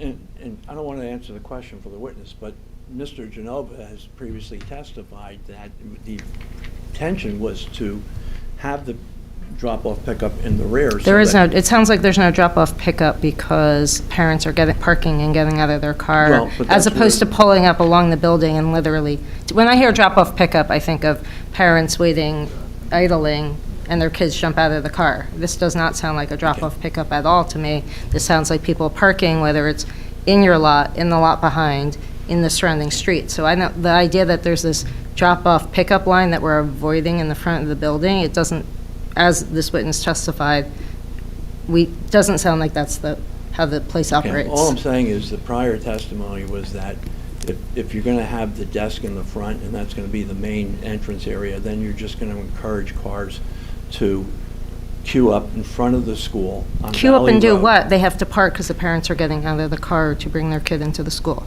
I don't understand. When I hear a queue, I think of drop-off pickup, parents aren't leaving the car. I'm just telling you what the. I know what he said, I'm testimony was, and questioning that's- that. Okay. To me, I don't hear anything that sounds like a drop-off pickup or a queue. I hear people parking and walking their kids into the building. Is that what you testified? That's how we typically run. Yes. Yeah. Okay, so I'm going to go with that because I don't hear any evidence from the operator that there is indeed drop-off, pickup, and queuing. Okay, that's all my questions. Thank you. Anyone else on the board have a question? Hi. In your other locations, have you experienced, right, especially like Milburn, Livingston, where you are located primarily in a downtown area, but with larger parking, I think, available? Have you experienced that parents will come for the 30 minutes, or let's say, 5 minutes before, 5 minutes after of their class, and then not necessarily walk around while their child is being instructed, but afterwards leave their car in the parking lot and then walk around town and then kind of come back? Or do you have any kind of just experience or plans to prevent that happening? Or is it something that you allow, generally speaking, right? If somebody comes and parks and then they can walk around after the fact? So the only location so Milburn doesn't have a designated parking lot. The rest have the rest of the locations have 30+ parking spaces, so there's ample parking that you don't have to worry about it. Milburn has no parking at all and busy downtown. So are you asking it? Do people park and stick around for a little bit, right? Not in the location, but do they leave their cars there after their classes are done? I would say majority of parents leave and go to the next activity, whatever they have, but sure, they might be frequenting the downtown, going get something to eat or going shopping. Right, and it's larger, so it's not a concern. Correct. Yeah. All right, thanks. Any other questions from the board? Mr. Chairman, I have a question. Thank you. I believe you indicated early in your testimony that you were exploring off-street parking agreements or shared services with other surrounding properties. Is that referencing the municipal lot in the back or other private properties that have parking available? If you could kind of give the board a little bit more commentary on that. So to my knowledge, we're going to be, for staff, you're saying? Correct, yeah. Yeah, we're going to be making arrangements for staff to be staff will not be parking on site. We're going to be making arrangements. I'm personally not going to be making arrangements with other private parking lots, wherever the case may be, so I can't speak to that. But I know staff will not be parking on site. Okay, will they be directed to the street? All I know is that we're going to be making arrangements for them to park on site. I just am not going to be the one spearheading it, so I can't answer that question. Okay, thank you. Anyone else on the board have a question? Yep. I mean, it's somewhat related to that, but how would you enforce this no parking inside policy with your staff? Like, would you fine them if they park their car within the property? So I guess the best example to use for that would be, so like Milburn, there's some street parking in front of the building, and we don't allow staff to park in front of the street. And we say you're not allowed to park in front of the street, and it's just because that's our policy, they don't. So I guess if maybe they're new and they park there the first time, you say, hey, you can't park there, and you enforce it. Can I say like they might not do it by accident and then we move them, but we're going to know from them being instructors for us and employees for us, and part of when we onboard them as a new employee, that's one of the things, just like we say it in Milburn, we'll be saying it for Montclair to make sure that they're not parking on site. Right. Okay. Can you speak a little bit more about how you talked about lessons for underprivileged youth? How many lessons would you be providing tentatively, and what times of day, which days of year? Like, how are those programs organized? Yeah, so like I said, we're going to be partnering with Reach Out Montclair as far as setting it up. So I can't speak to right now what the enrollment list looks like. I can tell you from 24 to 25, just with Elmwood alone, we did 600 lessons at no charge. There was no time restrictions on when they could swim. It was more, we just would find open spots for them on the schedule, which we never had issues getting them in. They were awesome to work with. Have you requested a variance for any of your other locations on accounts of parking or, to implement these buildings? Yeah, I know we did for Milburn. Which variance was that, if I can ask? I'm just going to defer to my team just because I was not the one that spearheaded that either. Okay. Related to parking? I'm just curious. Yes, I believe so. Okay. I'm sure there had to be because they have zero parking, on-site parking in Milburn, so. Okay.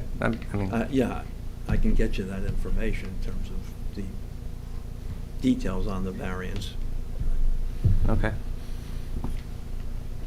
Any other questions from the board? I just had a question for Arthur and Janice. If they represent, or they're going to arrange off-site parking, and they're looking for a parking variance, is that something that can be a condition that we see evidence of? This is for the staff. Yeah, absolutely. We'll get parking testimony. That testimony will include how they propose to address staff parking and customer parking, and depending on what they're proposing, we can require that they provide, copies of their arrangements, et cetera. Okay, thanks. Anyone else on the board? Okay, any members of the audience have questions, please come forward.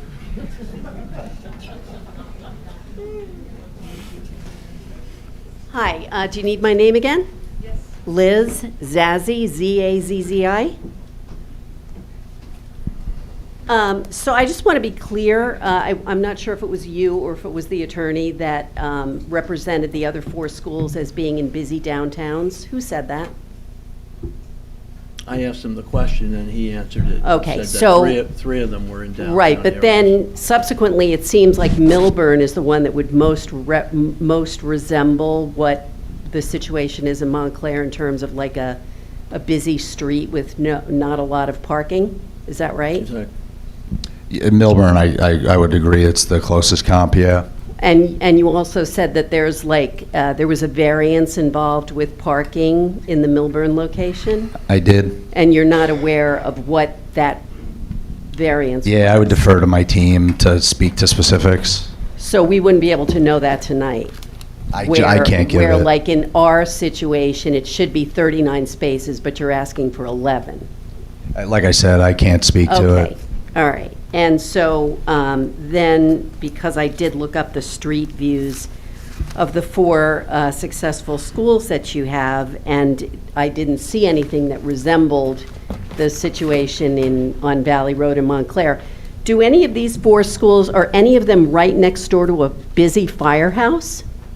None of the pools are next to a firehouse. None of them, okay. Are any of these successful schools around the block from a commuter train that regularly drops the gates and stops traffic? Not right next to, no. Thanks, those are my questions.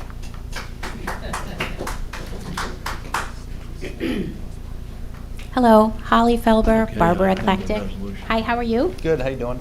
Good. I love pool safety. I love that people learn to swim. My first question is, how does the size of this pool compare to the size of the pools that are already open and running? It's comparable. Yeah, I would say, so this one is going to be closest to Milburn. Specifically, it's 70 by 25, but So they're similar. Is it smaller than Livingston and Westfield? Yes. Okay. And then you stated that 3 to 5 lessons meant 5 to 8 kids in the pool. And then you said, so from 9 to 12 and 1 to 3, you would have maybe 3 to 5 lessons, and each lesson could have 5 to 8 kids in it, On average, plus the instructors, in addition, the 5 to 8 instructors.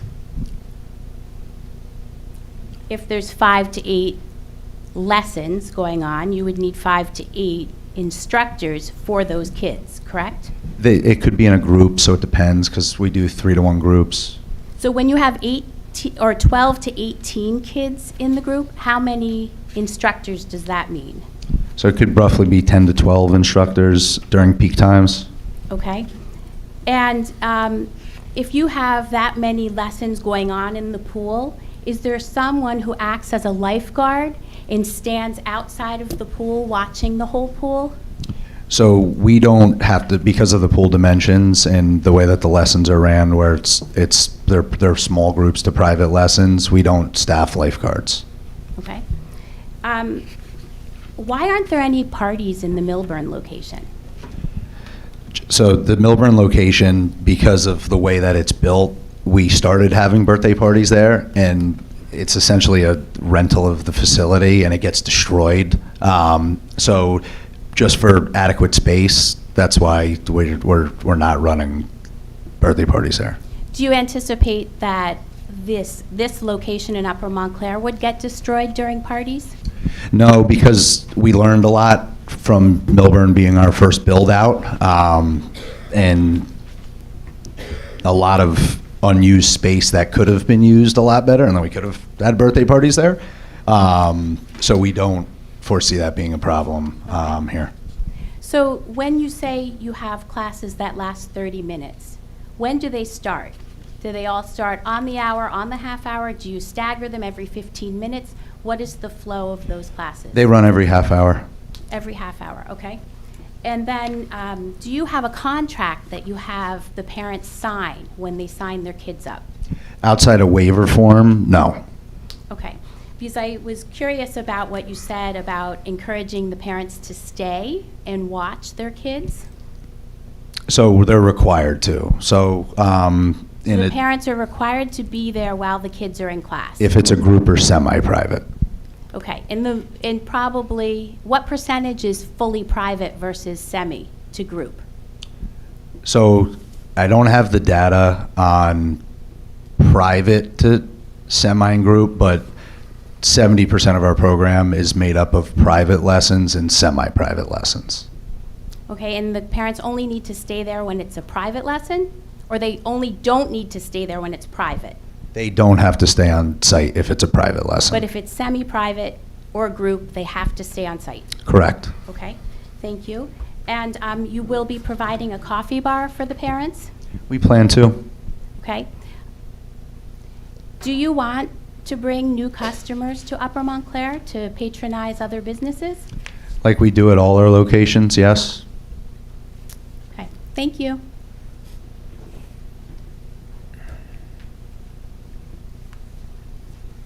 Good evening, all. Joe Borak, 10 Valley Place. Good evening. How you doing? I'm just trying to get the logistics here.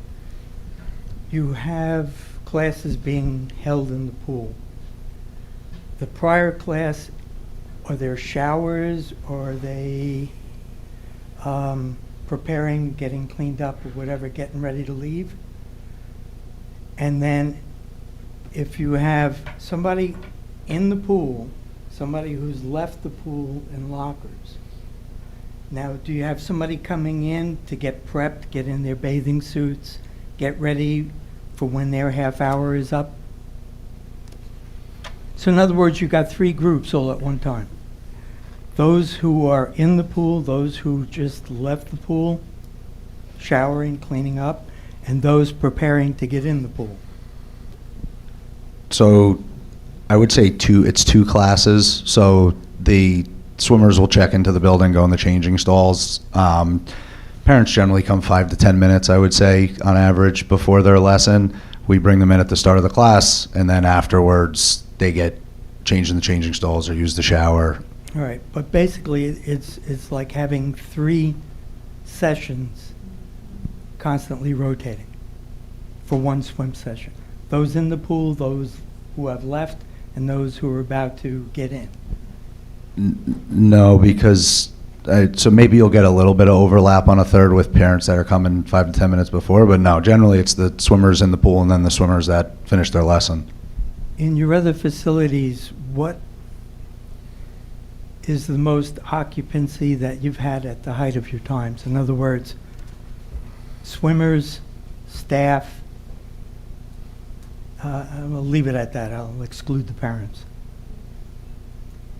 I would say it depends on the location. Like Whippany is junior Olympic sized pool at 6 lanes in width, so we might hold more classes at like if it's a peak time, we'll have more swimmers in the water there. Milburn, for example, there's less pool space, so we can't operate as many classes as we do at the Whippany location. Okay. But just capacity-wise, like if you were having a birthday party, you were mentioning a certain number of swimmers and people being there, including the parents. Are there any other classes going on at the same time? With birthday parties, no. So the birthday party is just it's after lesson hours, generally from 3 to 5 on weekends. I say generally it could go 4 to 6 at the latest usually. It'll just be the birthday party inside. So that's probably where there's going to be the most people in the building, is when there's the 20 kids plus some staff for the birthday party. Okay. I appreciate your time. Thank you very much.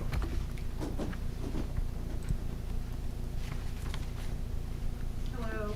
Hi, Polly Morozoff. Hi. Hello. So, had a couple questions for you. So, being a parent of 2 girls that had swim lessons at the YMCA before it got demolished here in Montclair, I remember getting there several minutes early.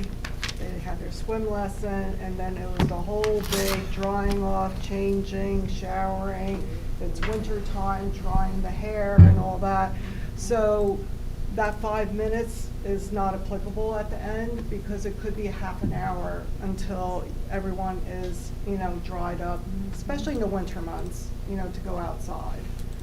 So being a math person, I'm just doing the math and saying, well, if you have 11 parking spaces and now you have this big overlap, even in good weather, you're still going to have an overlap on the tail end, and you have 11 parking spaces, you really don't have 11 parking spaces because there's an influx of the new lesson people coming in with the old people still staying there wrapping up their kids. Is that correct? I guess it's dependent. I would say to your point, yeah, there's some parents that take a little bit longer. Majority of our swimmers are on to the next activity. They're in and out the door. But for sure, in the wintertime, if there's somebody that has long hair and they need to get their hair dried, they might be staying a little bit longer. I can tell you that I work directly out of the Milburn location 7 days a week, and we don't have parking there, like I said, and we don't have an issue with that. Is I guess the best I can attest to. So, thank you. So regarding Whippany, so one of the things that you said that bothered me a little bit in the beginning is that, your locations are in downtown areas. And I would really question that because Whippany on Route 10 is a commercial office space. If you do Google Maps and you do an aerial of this location, it is a commercial building. I counted 140 parking spaces, 140. So I don't know how this even relates to Upper Montclair, which is a village where we have already enough problems with parking. So to compare that location to Montclair is not a comparison. It's apples and kiwis, And then if you take Taylor Street, which is Milburn, I would argue that you have on-street parking. It's a very long street. You have parking there. If you look on Google Maps again, you have really large parking lots, municipal parking lots, very close by. So it's not the same situation at all. Yes, you have on-street parking. Are you going to ask a question, ma'am?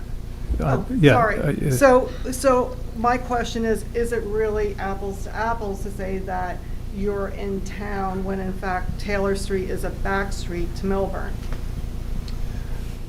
So just to talk about Milburn, I guess specifically, we're right off Milburn Ave. There's school right down the block, so there's lots of traffic around us. If that's what you're asking, that there's not traffic that goes through there? I'm saying there's a lot more parking available. If you look on Google Maps, there's parking in multiple areas there that's municipal lots. Yeah, so there's one close-ish municipal lot, and then parents will find parking like streets over, where then they'll just walk up with their swimmers. Mm-hmm. So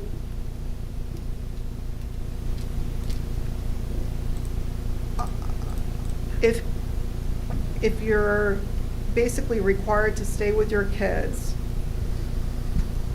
and there is overlap and everyone now is racing to find other parking spaces because you have so much turnover, I just don't understand. Here's my question. Why would you want to pick a location like Upper Montclair? To me, it feels like you're trying to shove like a square peg in a round hole. It's just, over the mountain. Why wouldn't you consider another location which has adequate parking, not next to a firehouse? Over the mountain in Verona Cedar Grove is a massive swim school. Are you in Montclair to compete with them? I don't understand why you would pick this location. It's just, it's really pushing the limits of,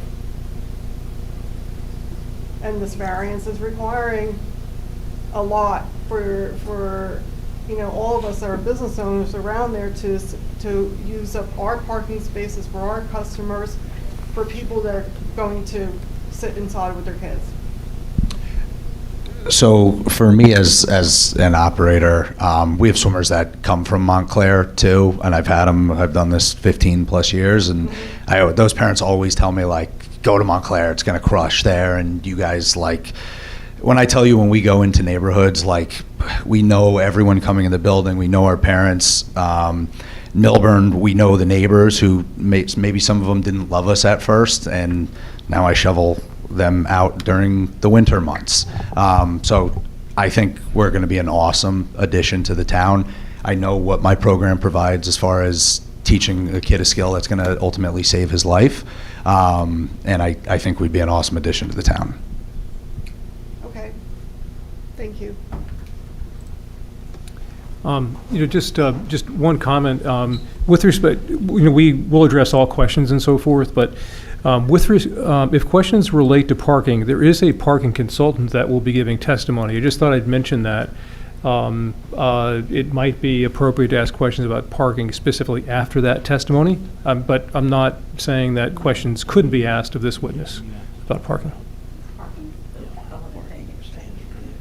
Hi, my name's Jane Wood. I'm a resident of Montclair. I don't have a business, Jane Wood, but I do frequent the businesses. I walk, I drive, and I'm really concerned. One of the things that I keep hearing, you were talking about how unique you are and you talked about when they have private lessons that they can leave the kids, that would open more parking. As a grandparent, I have used the schools around here, the swimming schools, which several are like 3.5 miles away. We have plenty of them, no problems getting into them. We've been really happy with them. The one at MSU we've gone to, which is 1.5 miles from your place. Splish Splash at Cedar Grove, which is 3.2 miles. And we have a new one opening at 4.2 miles away on June 17th. And I've gone to all semi-private lessons, but I see group lessons there, I see private lessons there. And I can't even tell you when I've seen anyone drop them off. Parents, grandparents are concerned, no matter what age, even for a private lesson. So you're telling me that these programs are unique and that your private lessons, the parents are going to drop them off? Or do you think it will probably comply with what I've seen, where most people feel more comfortable staying there with their kids? I would agree in that a lot of parents stay with their kids, but lots also don't. I'm a teacher myself for 15 plus years. I'll get nice. I mean, instructor, swim instructor. A little different, but I have. Yeah, totally understand. But I have families that I've worked with personally for years that they'll give me. Let's say I worked with the older. It's a family of 3. I worked with the older 2 kids. They'll give me when it's the 3rd kid's turn to swim, and that kid's 6 months when we start. They'll give me the baby and then go get coffee like it's nothing. So I would agree with you 100%. A lot of parents and guardians do stay. Lots also will go out and they use that time in their crazy busy lives to go get a coffee, go get something to eat, go shopping, run an errand real quick. Okay, and the other question I had is, you were saying that you would restrict the instructors from your parking lot, and you said you don't let them park in front of your business. So basically you're protecting your business, but you don't have a plan of where all those employees will be parking. So they'll just be vying for all the spots that people are already desperately looking for now. Is that my understanding? So as far as where our staff's going to be parking? Park in the street, not in front of your business, because you're going to preserve those 28% of what's allowed, those 11 spots. You're going to protect those spots, but then it's just kind of everyone fighting for those few spots we have that are existing right now. Is that my understanding? So we're going to be making arrangements for staff to park. Like what kind of arrangements? Whether it's working with private businesses, something along those lines. It won't be, again, me spearheading it, but we're going to be making arrangements for staff to park off-site. I thought I understood you said you wouldn't be doing private businesses. I misunderstood that. I misunderstood that part. You will be working and getting private As potentially one of the options. Okay, and my last question, you said you don't do open swim, you don't do public swim, but these parties there will be kids that may be in your class, may not be attending, right? And you're saying those are up to 20? Correct. And then how many staff members are there that day? Anywhere from 3 to 5 guards. We typically will call them guards. They're usually like our swim instructors, who are all, again, 3 to 5? 3 to 5, yeah. So now we're up to 25. And then any other staff? Maybe a manager on site, as like the organizer of the party. So you said like 2 to 3 Saturdays a month we would have at that time. You said 2 to 3 times a month. Between 4 locations, or no, between 3 locations, because Milburn, we don't offer birthday parties. Okay, but that would be open to whatever you can get, I guess. That's what you're Scheduling. Okay. Hasn't been the average in the last 8 since we opened 2018, but correct. Okay. Okay, thank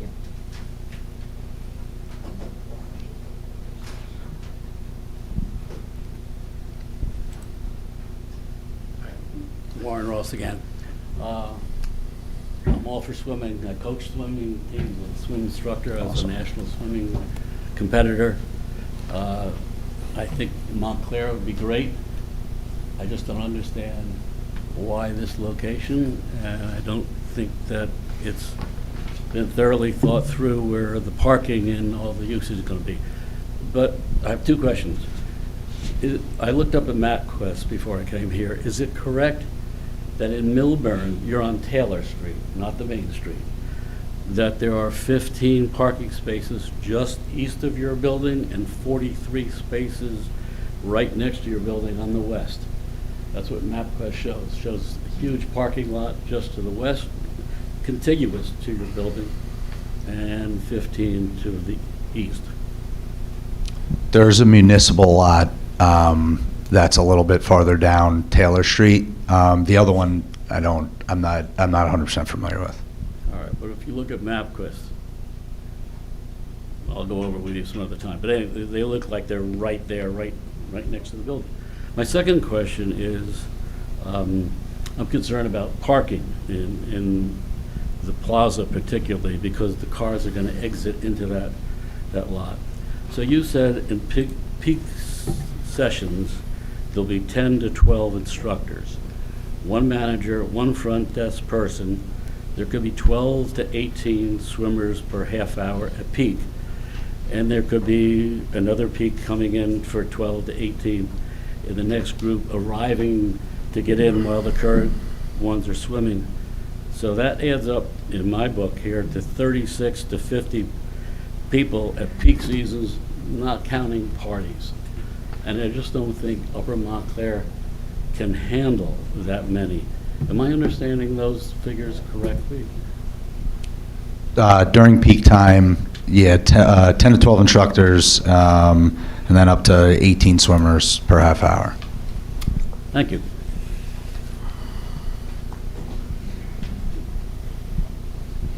Hello. Hi. I'm Mimi Weaver, and I know some of you, but I don't know all of you. And I'm so thankful to the residents of what they have brought up, because it feels like how someone said, a peg into a square. And I'm only praying that this board here really is awake and smart and will think.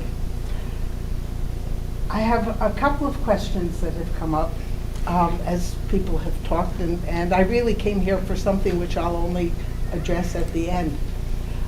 When you say that this is a very unique town, I'm sure you have gotten, and I sense that you don't live here in Montclair, but it's a unique town. So when you say that you give, I'm going to use the word scholarship, I don't know if that's the word you used, for children to come in, is it all at a one-time program that you offer to children who you're calling disadvantaged?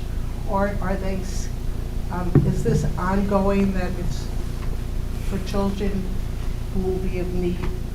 Do you offer scholarship? I come from a sports family where it's very important that children. Tell me a little bit more about where you're coming from. Yeah, so for us, the big one was Elmwood Church out of East Orange. So we offered that ongoing. It wasn't like All a, together at the same time, or? oh, at the same time of day? No, it was like spread out, 7 days a week. And the children were offered transportation to be able to get to the pools? No, their parents would provide transportation. Okay. You may know that it's not so easy to get to Upper Montclair onto Valley Road. It's not a central location of Montclair. And I'm sure you know that. For some of the off-street parking, I'm going to just address that a little bit because I live on Cooper Avenue. Cooper Avenue has a very large church with a school, which is expanding and is going to be going into the late afternoon hours. Takes up a lot of parking on that side, on that part of the street. And when you say that your staff is going to be parking on the street, I'm just seeing everybody vying for parking on that part of Cooper Avenue. I see it as an issue. I don't know if Cooper Avenue is close to where CVS is. I'm thinking maybe your staff is going to kind of squeeze their cars where CVS or where Jason Tire is. I mean, I didn't come here to talk about parking, but it really is an issue. So I came to talk about senior citizens. Cooper Avenue, and that first part of Cooper Avenue, it's all senior citizens who still have lived there for maybe 40-something years. It's only one or two younger families. We are all looking for places to swim. The closest places to swim for physical therapy for seniors who need physical therapy is 40 minutes away. Think differently, open your minds. Okay. There's Ma'am, so much here excuse for. me, I don't mean to interrupt, but do you have a question for the witness? Yeah, Or are have you thought about serving senior citizens? As much as I would love to, it's something we don't offer. We unfortunately don't offer I'm gonna any plant open a swim, seed adult swim. For you guys, and not to think of Valley Road. We can drive and we will go elsewhere. Again, Cooper Avenue is 50% still with families that have their children out of college, and we are all looking to find to stay healthy. Thank you.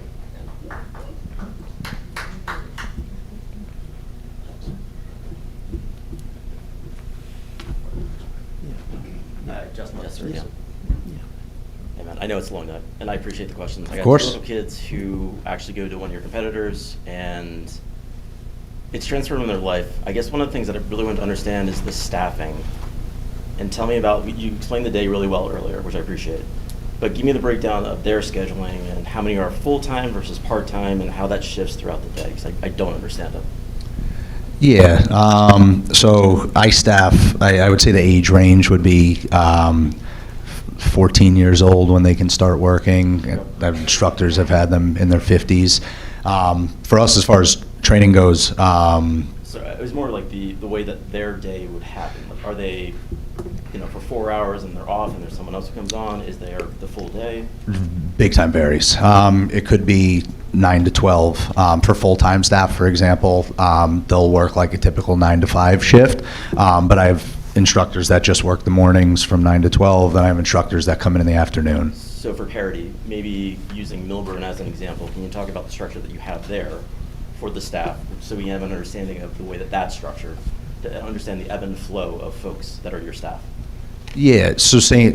It's going to be the same thing. So it's what we ran. How many people? How many? What is the time? Yeah. So it varies. So it's hard to at 9 to 12 o'clock, and then it could be it's like some instructors are 1 to 6:30, and some are 3:30 to 6:30. Rough number?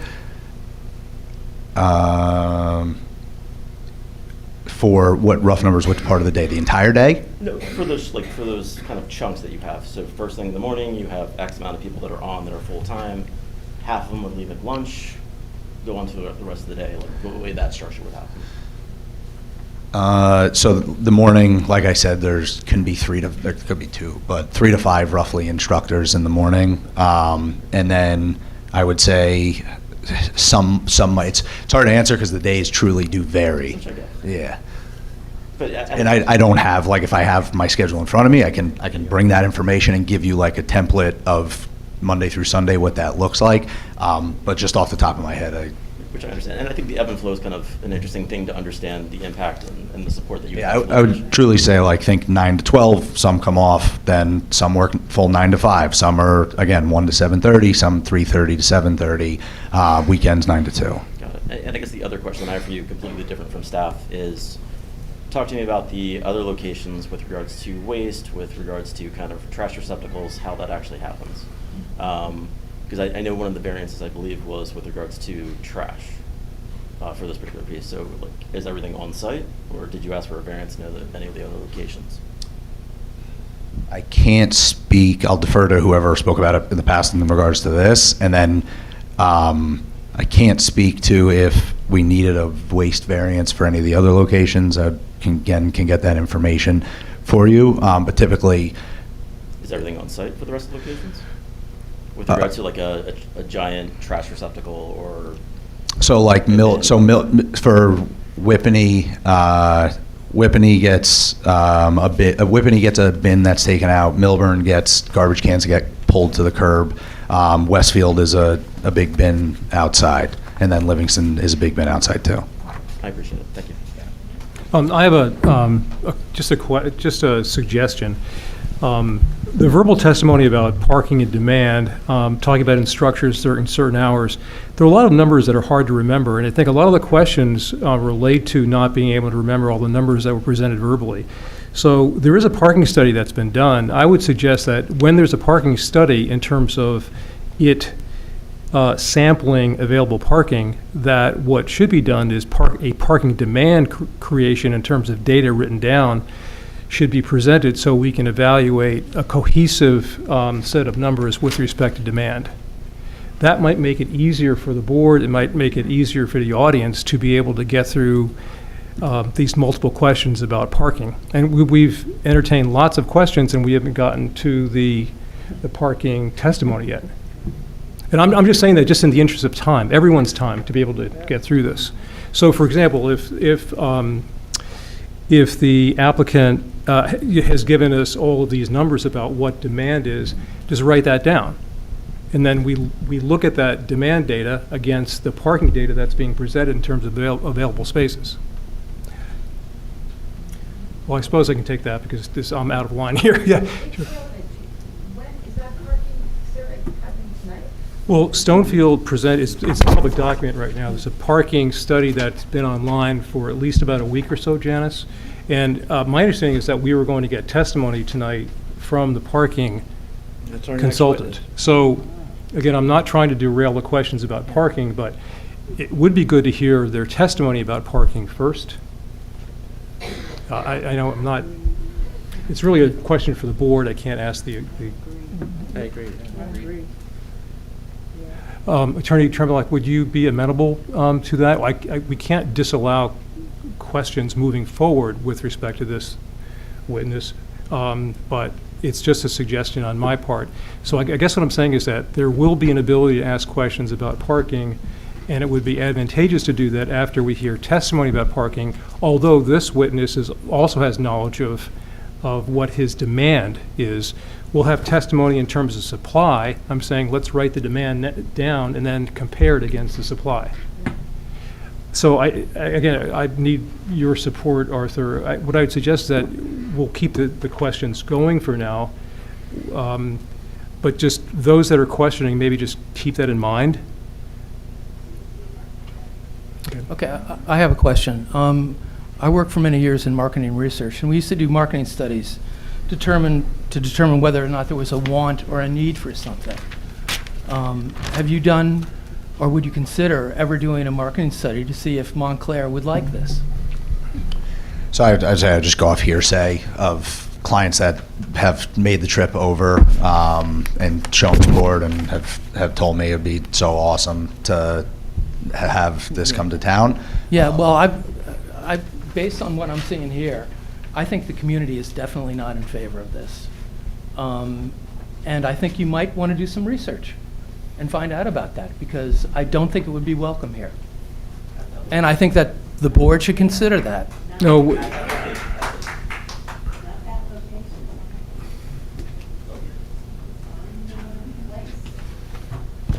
Hi, Jane Hansen.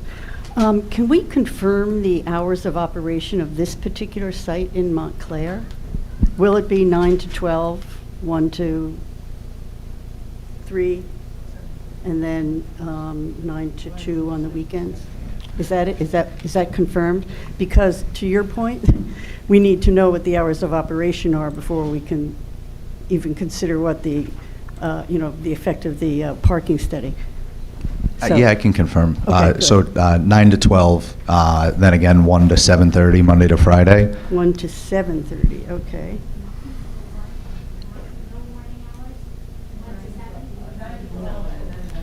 So 9 to 12, 1 to 7:30, okay.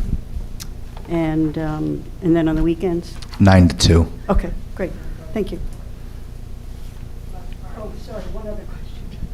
The preventative maintenance that is done on a bi-weekly basis, will that require a truck with some kind of equipment to park nearby? They'll use like Sprinter van or pickup truck. I'm sorry, they'll use what? Sprinter van or pickup truck is the two trucks that I've seen them But come will out they to. have to park in the lot? They don't have to, no. They don't have to carry heavy equipment or anything like that into? No. Okay, thank you.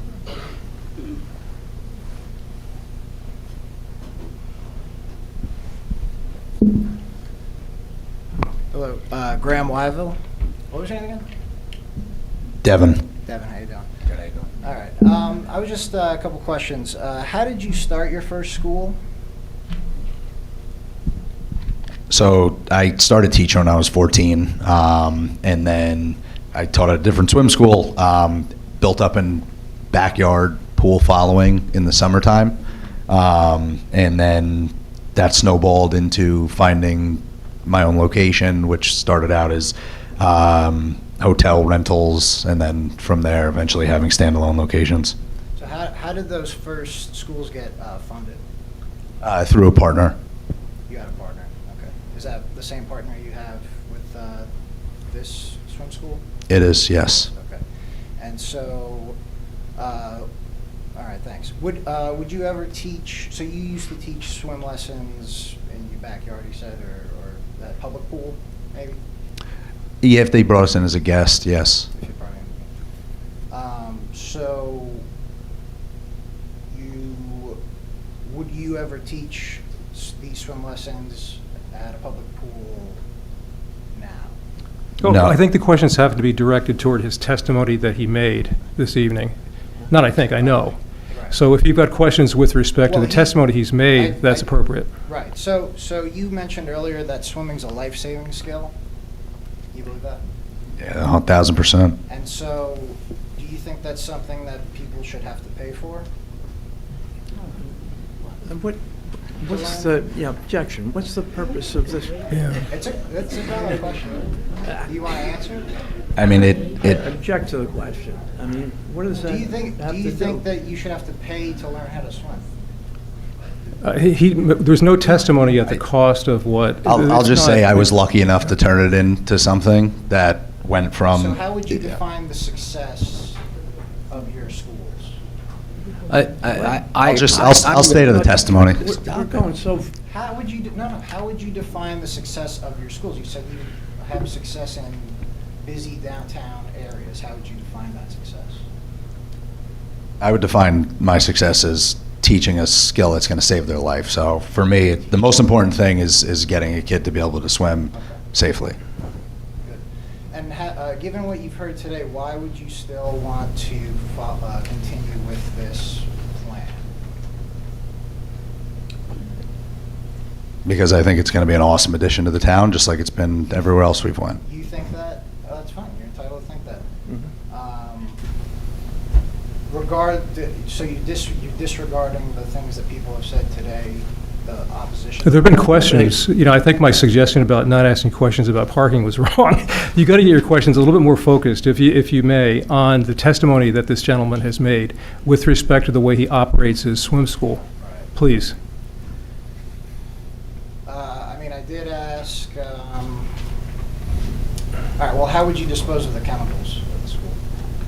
So the company that comes out takes the whatever's. What's the name of the company? Mainline.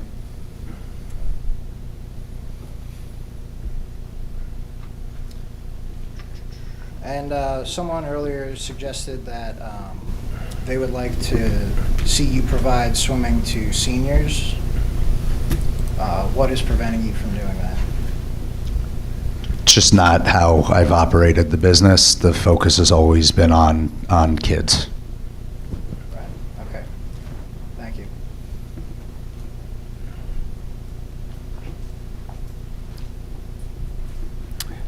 Okay, Attorney Tremblay, do you have another witness that you, we have another question? Hi, Dan Nachman, 193 Cooper Avenue. Are any of your other 4 locations located a block from a residential area? I mean, this is less than a block from a residential area. It's all homes, and they're already, as you've heard, a lot of stress on parking because of all the businesses, schools, churches in the neighborhood. Are any of your other schools at a similar location? Yeah, Milburn, directly across the street, is all residential. Okay, I'll save the rest of my questions for the parking expert. Oh, no, one other question. Right next to a firehouse on a very busy main artery, you're saying people are going to come in through the back door primarily, but they could also come in the front door. Is that correct? That's correct. But people are going to come in through this very narrow driveway off of Valley, thinking they might get a parking space in the back. They'll see they're all full, but then they have to continue and go into the plaza. Is that correct?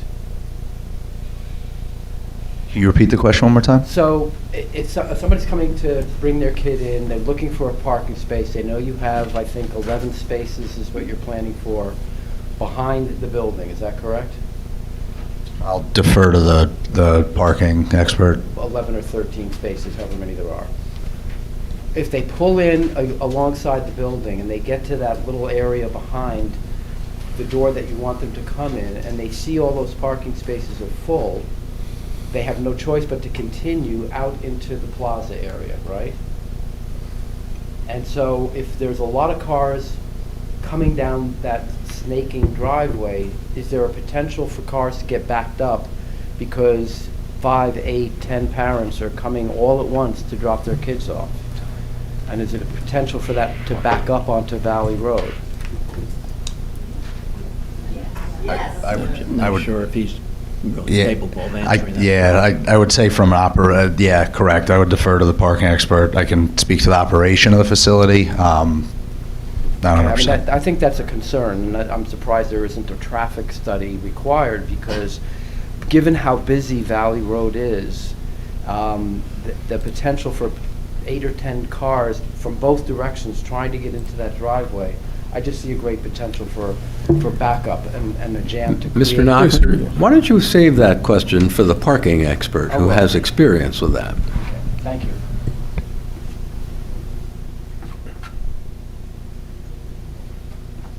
Thank you. Attorney Tremblay. Okay, our next witness will be Matthew Seckler.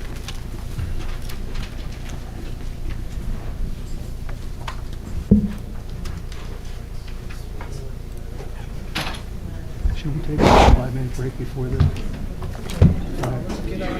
5-minute break?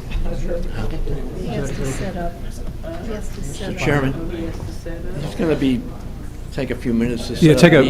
we'll take a 5-minute break break. while he sets up. Thank you.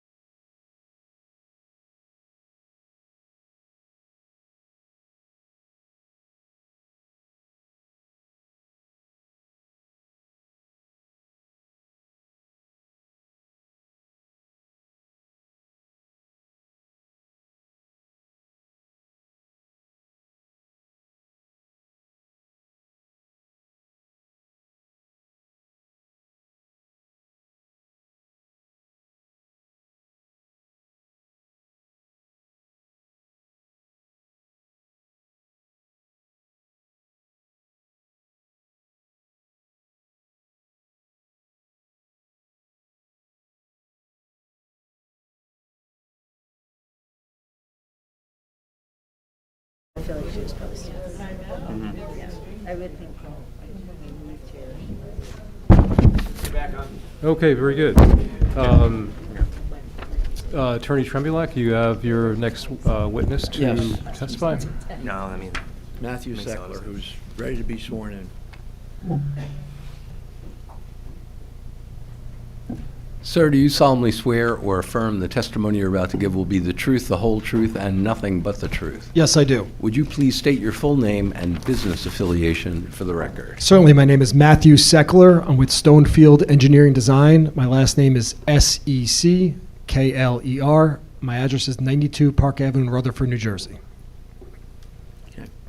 Mr. Seckler, would you provide the board with your educational background and your professional qualifications? Yes, I have a Bachelor of Science in Civil Engineering from Union College in Schenectady, New York. I have a Master's in City Regional Planning from Rutgers University. I'm a licensed professional engineer and professional planner in the state, but only as a professional engineer on this application. My specialty is traffic engineering. I have a license in professional traffic operations engineering by the Institute of Transportation Engineers. Been accepted for over 150 boards in the state of New Jersey and been practicing for over 20 years. Okay. And for how many of those 20 years have you specialized in traffic engineering? At least 18 of them. Okay. And testified before other boards in the state of New Jersey, I think you indicated that? Yes, over 150. I spend about 100 to 120 nights a year before boards. And all those applications were you accepted as an expert in the field of traffic engineering? Yes. Okay. Your license in good standing? Yes, it is. Okay. Mr. Chairman, I offer him as an expert in traffic engineering. Accepted. Okay. All right, Mr. Seckler, you were engaged to prepare a parking analysis or parking impact study, if you will, for the purpose of this application, correct? That is correct. Okay. All right. And you prepared a report that's been provided to the board dated May 22nd, 2026? That is correct. I'd be happy to go through what we studied and the methodology we performed and the conclusions that we reached. Okay. Why don't you go explain that to the board? Certainly. Mr. Trembulak, I just want to note that this report has been marked as Exhibit A24. Thank you. And the report prepared by Neglia Engineering in response has been marked as A25. Okay. Which report, which letter by Neglia? The one we got today, which I left. Response to parking, or are we waiting for Jerry Giosa? Well, Neglia prepared a response report, and Jerry Giosa from Level G will also be preparing a report, but he hasn't completed his report yet. And that's my understanding as well, is that your parking consultant will be providing a comment letter, and there may be further testimony that's required. So the parking assessment report that we prepared was dated May 22nd, 2026, and as was mentioned, it's been entered as Exhibit A24. Just to briefly go into the kind of background or support that we looked at in studying this application from a parking perspective, is one of the key aspects is we want to understand where would the people park that use the swim school. I think we've heard a lot of testimony up until this point. There are 11 parking spaces on site. 12 of you give us the EV credit, which is a state statute, but clearly there's only a physical 11 spaces. You heard the operational testimony in terms of the number of the kids in the pool, the number of staff members, although you did hear the staff members, they're looking at having them park elsewhere, not on site. But that obviously does show that there's a shortfall in the number of parking spaces that we could provide on our site itself to support the application. So the next thing is to look at where would the people park nearby where there are legal parking spaces. So one of the first things that we did was a parking study, and we did this at 3 different times. One was in June of last year, it was June 5th, 2025, that was a Thursday, and Saturday, June 7th, 2025. Now that was a very preliminary study. Again, this application that's about a year from earlier than this date. That we just looked at the Upper Montclair Plaza parking lot and Valley Road along the site frontage to kind of get an understanding of what parking demand there currently is for those lots. Then when school got back in session in October 2025, we did a more detailed study, and that included basically all streets within a 5-minute walk of the site, and I'll go into what those streets are. That was done on Wednesday, October 8th, 2025, from 3 p.m. to 7 p.m. to basically mimic that during the week peak periods you heard from the operator. And then on Saturday, October 4th, 2025, from 8 a.m. to 4 p.m., we did that same count during those time periods, again, to get that kind of peak Saturday for our site when you have those 12 to 18 kids in the pool. What would parking be like currently in the nearby parking lots and streets around our site? We then did counts again this May, so it's Thursday, May 14th, 2026, from 3 p.m. to 7 p.m., Saturday, May 16th, 8 a.m. to 2 p.m., and then Sunday, May 17th, from 8 a.m. to 2 p.m. And again, we looked at a 5-mile radius around the site. 5 miles, 5 blocks. Sorry, 5 minutes. Sorry, 5 minutes. 5 miles would take it forever. 5-minute walk around the site. What we did is we did counts at 20-minute intervals. So basically, we had staff members walk around. They basically mark off what spaces are occupied or unoccupied in a 20-minute session, and then basically they start again when they get back to the beginning. They do it again and again and again for the whole either afternoon, morning, or during those time periods that we studied. Now, what is on the board here was a figure in our report. It was figure A1. I don't know if that needs to be marked separately since it's a part of the report. Okay, I got a no sign. So what this generally shows, I'm going to get up and just try to kind of outline some of these areas, but outlined in yellow is the 5-minute walk around the site. The site is located right here. It's in orange, but again, it's very difficult to see the colors from this distance. Valley Road is in magenta. There are the public parking lots behind our site, the Upper Montclair Plaza lot, Bellevue lot, Bellevue Erie lot, Bellevue Lorraine lot, and again, that kind of big yellow area looking at the 5-minute walk from the site. Now, we included in that area a count of over 600 spaces in that study. Now, I'm going to focus in on not those 600 spaces. I'm going to focus in the spaces that are closest to our site because, yes, there may be a spot available all the way down Bellevue Avenue, but from a while that is a 5-minute walk, which is traditionally seen as what you'd walk to go to a retail store or a retail experience or even a train station, we wanted to see if there were any spaces in the closer areas. So what I'm going to be sharing is some exhibits and some boards looking at the spaces that are, I would say, most desirable to people that be coming to this swim school. So obviously we'd include the 11 spaces on our site. We'd include the Upper Montclair parking lot. We'd include Valley Road from Bellevue, basically to the Brook Lane restaurant along Valley Road. We went back on Cooper Avenue just to Northview Avenue, so not as far back as the 5-minute walk would take us. And we looked at the Bellevue lot and the Bellevue Erie lot. So those were the areas that we identified as the closest spaces to this site that we believe would be able to serve our expected customer demand for this site. Now, just to give you some distances for those areas, obviously the Upper Montclair Plaza lot is right behind our site. That's the closest spaces. The Bellevue lot is anywhere between 600 to 1,000 feet from the site, so less than a quarter mile, less than that 5-minute distance. The Bellevue Erie, about 800 feet, kind of takes you to the middle of that spot.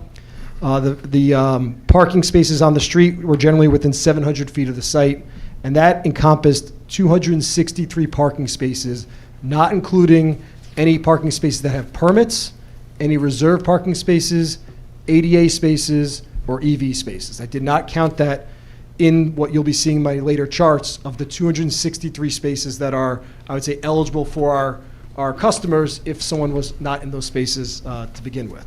Excuse me. Yes. Did you say that does include street spaces or not? It does include street It spaces, does. but does not include any permit spaces, reserved What are spaces. the limits of the street spaces that you're counting? Yes. I know that you've got the yellow dotted line, but where are the Yeah. street spaces? So again, we counted everything in the yellow as part of the study. That's 650 some odd spaces. But I'm going to be showing you some tables of Valley Road from basically the Brook Lane restaurant to Bellevue, those street spaces, and the street spaces on Cooper from Valley to Northview. So the first block in on Cooper. We didn't go further. 2 streets plus the lots total, you said I believe it was 263. Oh, thank you. And again, that does not, the actual spaces are more than that, but there are reserved spaces, private spaces, EV, ADA. I didn't include those as available to our potential customers. Now, what I'll be showing you next is some charts that I'll put, I have to make enter as exhibits. So I guess I'll enter each one as I go. But just before I put them up here, what they will show is they're going to be showing at 20-minute intervals the number of spaces that are occupied during each time period. So Are these included in your report? these are not. So these will have to be marked. Then you'll have to submit them separately. You don't have paper copies? I do have paper. I have on a big board that I could give you. I mean, I could take it off the board and you could have the piece of paper. if you like. Okay. I also gave a What on is the it flash that drive. he's presenting that we don't have? I Hmm? missed it. What is it that he's presenting that we don't have? What he's presenting on his computer. I know, we what don't- is it? It's going to be charts of I the. can't see that, so you don't have Yes, a paper yes. copy? I do have paper copies. Okay. That's There's no way my I could copy. read that. Here. Cor- Here's some correct me paper if I'm wrong, copies. but Should anyone read I it? need to mark it for the record. Yeah, So, the I'll give planner you- needs it. Correct.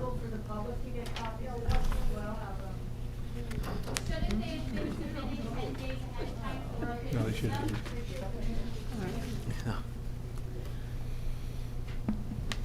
What do you want to mark? Oh, these are, I don't know what you handed me. Are these each There are 3 pages. I think of we can mark exhibits. this all as A26. Oh, they're stapled. There's 3 pages. A26 is. I got it. But, Mr. Seckler, you're going to have to describe Yes. the 3 pages for the record. Are they stapled? Absolutely. So Why what don't- this why don't is, you- I'm sorry to interrupt. Why don't you do that now, just so that the record is clear? certainly, so it is 3 pages. Each one are bar charts reflecting data that was collected and submitted as part of our traffic study, as part of our parking study. It is 3 sheets. The first sheet is the weekday parking demand. The second sheet is the Saturday parking demand. And the third sheet is the Sunday parking demand. And again, this is all data that was collected and submitted as part of our traffic study, parking study, but it is basically a exhibit showing a visual of the data. All right, just confirm. The first is the weekday. The Yes. second is the what? Saturday. Saturday, and what's the third? Third is Sunday. Okay. That is not clear at all. What are the dates? The date prepared is today's date and is prepared by Stonefield Engineering and Design. One's October, one's May.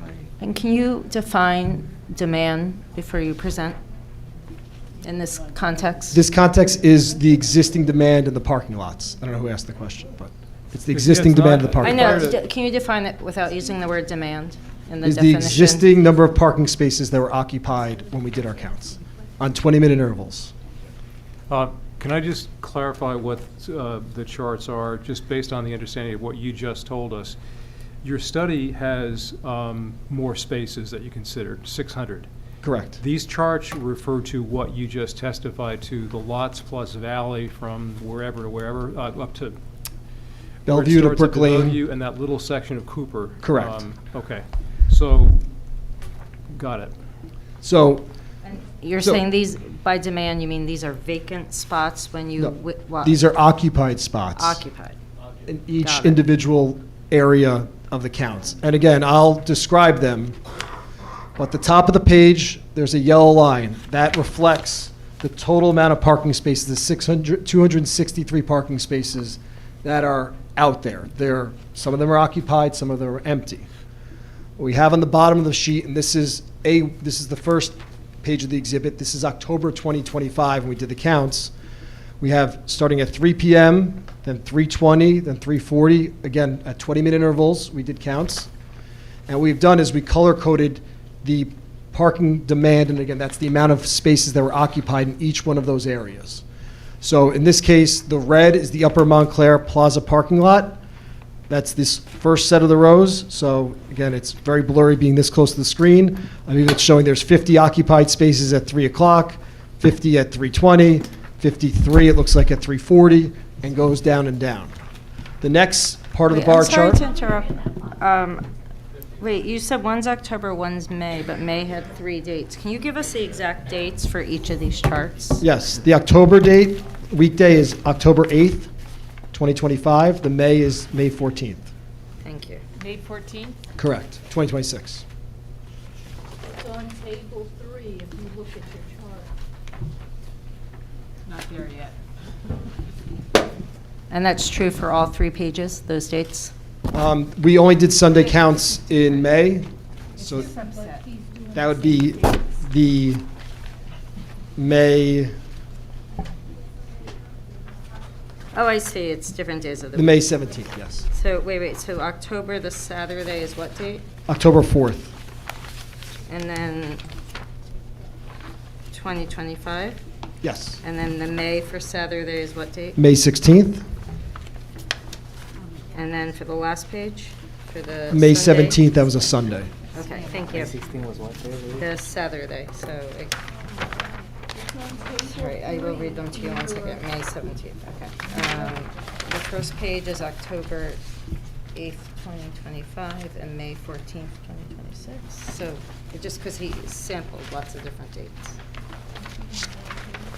And again, all this data is in the appendix or back of the original parking study. I basically pulled out, instead of looking at 600 spaces that are almost a quarter mile away, I wanted to look at the spaces that were closest to this, and I'm providing a different visual format as opposed to just a ongoing list of numbers on a sheet.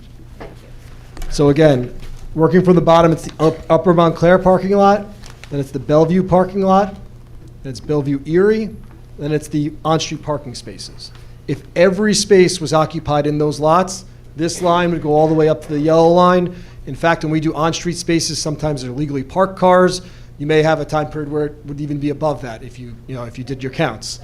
But again, when you add up on each 20-minute interval, again, I'm too close to the screen to read every number, but at 3:20, there were 50 spaces in Upper Montclair that were occupied. Looks like 61 in Bellevue, 68 in Bellevue Erie, and 25 on-street spaces in that area. And again, what is left between the top of the bar chart and the yellow line, that is what is empty in that area during that 20-minute period. And just to confirm, that gap that you're speaking of does not include permit spaces, Correct. ADA spaces, and other reserve spaces. Correct. And it also doesn't include any demand that we would have. So again, looking, foreshadowing the rest or the end of my testimony is going to be, we'll be utilizing portions of this white space above the bar chart in order to satisfy our expected parking demand. Mr. Seckler, I'm Yes. sorry. This first chart is Yes. October 8th, is that one?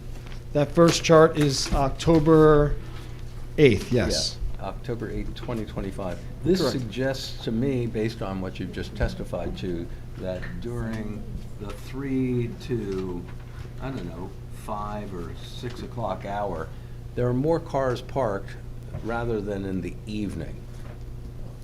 Is that basically what we should be concluding from this? Well, that's one of the things you can be concluding. And again, I think you'll see on some of these other charts, a lot of it, if you're looking at, the Bellevue Erie lot, which is the third set of colorful bars, it ends up going down as you get lower because you have a lot of commuters coming home, getting their cars, and basically driving home. So there becomes some open parking spaces again as you get later in the evening. But again, the point of this is to show the white area between the top of the bar chart and the yellow line, that is the empty parking spaces out of those 263 spaces. Again, sorry, there's 263 encompass. I understand the Upper Montclair lot, the Bellevue lot, the Bellevue Erie lot. What about the nearest on-street? Valley from Bellevue to the Brick Lane restaurant, and Cooper between Valley and Northview.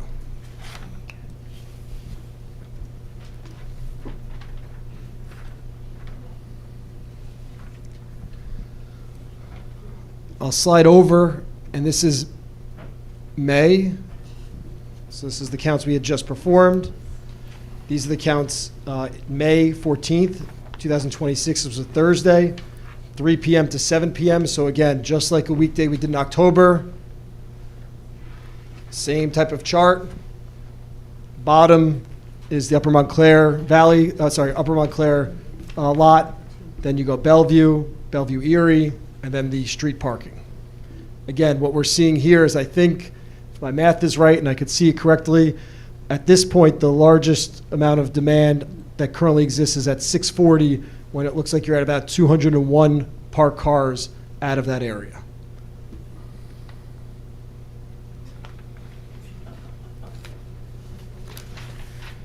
The next exhibit. Sorry, one question. Do Yep. do you have anywhere, what is the capacity for each of all these four Yes, colors? I could give you the exact number of spaces that are available. And again, we're saying, I'm not going to give you spaces that are leased or private. So it would be 60 in Upper Montclair Plaza.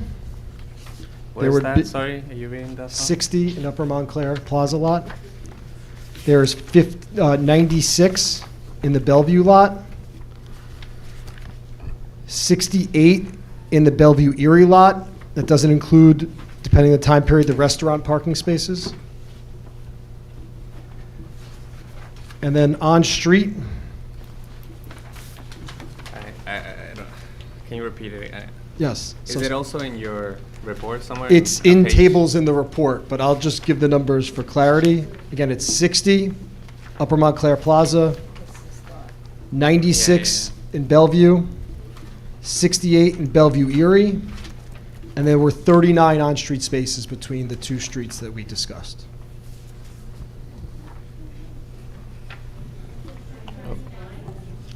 Can you explain the, as long as we're doing, so you're doing this in 20-minute intervals, obviously parking's a constantly dynamic situation. Yes. So how does that work in terms of, okay, I'm going to count from 4 to 4:20, but within those 20 minutes, obviously cars are coming in, pulling out. So what's the state of the art for doing this? Yeah, so again, it is a point in time. So it was one point in time between that 20-minute interval that they walk by. So yes, there is variation between, just as even if you look on the 20-minute intervals, there are some that go up, some go down. There could be 3 cars that left, 5 cars that enter. Next time you come around, there's 2 more cars there in that lot. So again, this is a moment in time during that 20-minute interval. Got it. Thank you.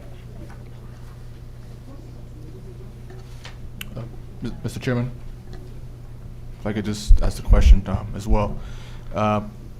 Maybe you have some more commentary following, but could you just give some clarification as to where at least the bulk of this gap is being provided? Is this mostly in the municipal lots that are located right next to the site, or is this side streets, further towards the residential areas? Yeah, so again, I think what you could see here, and honestly, you're going to see it better on the Saturday, so let me go to the Saturday. We'll go back to weekday, but Saturday, which is the second sheet, a large gap in it is related to the Bellevue Erie lot.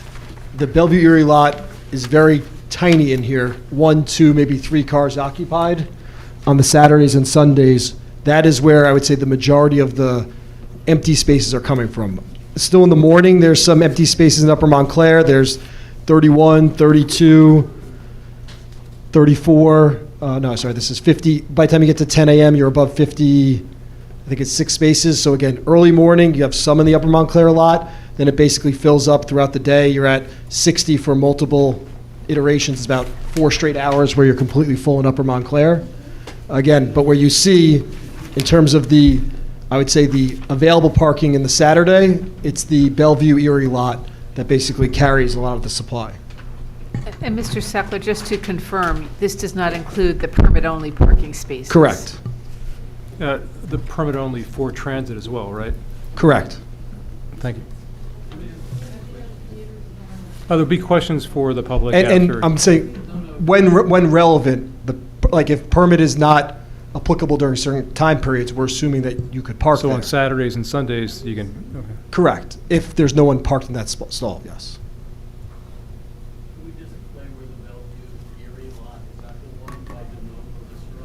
Yes, the answer is yes. It's the New Jersey Transit parking lot. It's not a public lot. It's not a public lot. Shouldn't be counted. Ridiculous. We've heard testimony that there are, well, we've, That's okay, actually- there's not a time for comments or questions from the public, but it's a valid point, because I was wondering about that myself. So that is a transit lot. So are you giving testimony that even though it is a transit lot, that a certain portion of those spaces are for the general public? I'm asking. I believe they can be utilized. There's obviously other spaces that are restaurant parking only. I think there's 15 of them that are restaurant only in that lot as well, I believe. What is the capacity of that lot during the middle of the day on a weekday that is available for general parkers? There's very little, there's very little open spaces during the day on a weekday. What's the potential of open? How many spaces can the general public park in? I believe it's permit in that lot during the day. on Okay, a so weekday. 0. Yes. Yes. Okay, are those included, like, so for example, the capacity that you have, the total capacity that you have with respect to nearest parking spaces looks like it's the same on the weekends and on the weekdays. If you can't park in certain spaces during the week, that bar should be lower, I would think, or alternately, that bar should be higher, because the operation of those lots in terms of total capacity available differs between Sundays and weekdays. So in that case, I would be pulling out the demand as well from that calculation. So for example, there are 68 spaces in the Bellevue Erie lot, or again, the lot that we're talking about. Hold on one second. Before you pull out demand, I Yeah. think we have to start with capacity. Yes. That yellow bar. If the capacity, I mean, it sounds like if the majority of the transit lot, the Bellevue Erie lot it's called, during the week, if many of those spaces are reserved for transit, but they're not, during the weekdays, but they're not on the weekends, then the bar should be at different heights. Correct. And I'm just saying that the results, so on the weekday,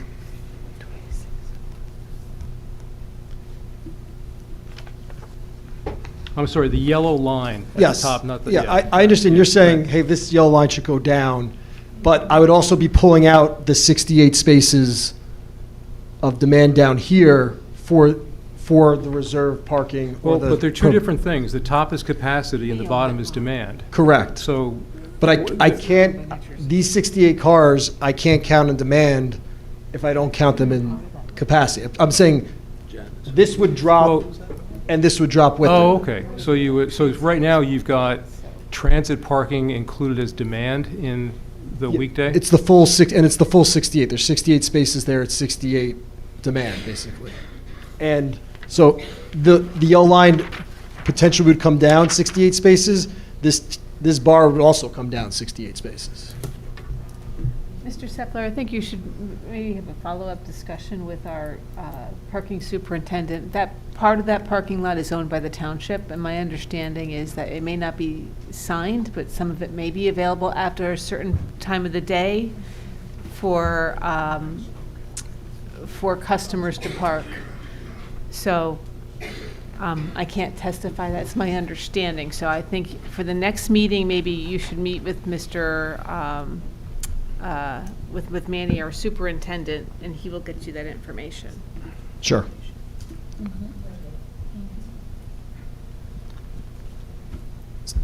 So, again, the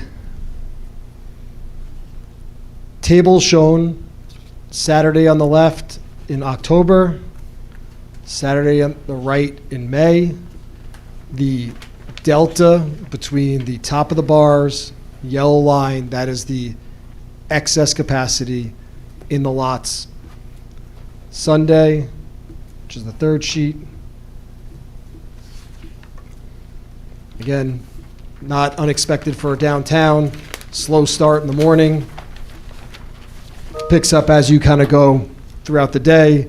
You start hitting, closer and closer to capacity as you continue down the day. But again, this distance between the top of the demand bar and the capacity bar, that is the excess capacity within those lots and those street spaces that we just discussed on those two streets. Norberto, you have that look that you're you can ask a question. Are you? Well, yeah, I'm just curious, and I'm sure the board's probably thinking it as well. How does this relate to your proposal? Like, Yeah, we understand the... That's the next step, yes. Okay. So this established, again, are there available parking spaces in walking distance, close walking distance to this site? Now, as I mentioned, you heard from the testimony, I want to account for the fact that you would have basically 2 classes worth of kids on site at any one time. So you would have either one set of kids in the pool and one set of kids coming in, which would I assume be like the first 15 minutes, or that would be the first 15 minutes after class starts. You would have 15 minutes of kids coming out, 15 minutes of kids in the pool. 15 minutes later, it's the reverse. You have basically kids coming in for the next class and 15 minutes of kids in the pool. So the assumption was 36 cars for that activity. That's 18 kids. That was what you heard from the most that you would have is 18 kids. If every parent drove alone, you had no siblings, everyone's driving alone, that's 36 cars that need to be parked. We have 11 parking spaces on our site, so that leaves, again, about 25 parking spaces that need to be found.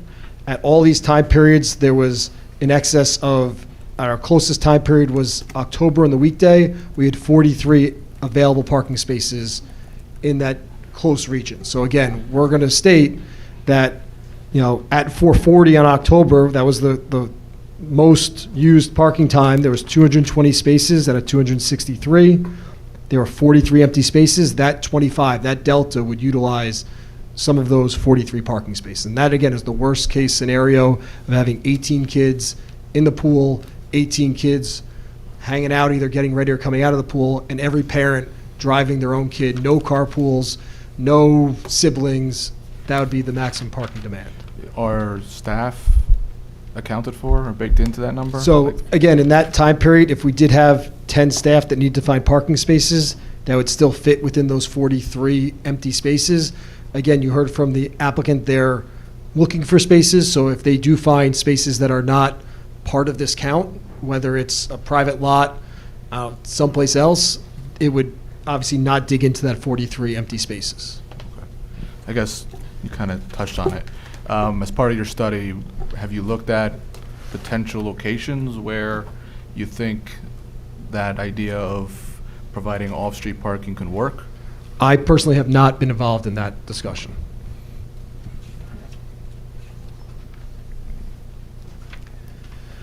I know there was some discussion of kind of site circulation as it relates to parking. Cars coming in, are they going to back up when they're getting into the lot? One, I don't have the site plan easy to show in the PDF, but the site plan, as you enter the site, and again, we have just an entrance on Valley. We do not have an exit onto Valley.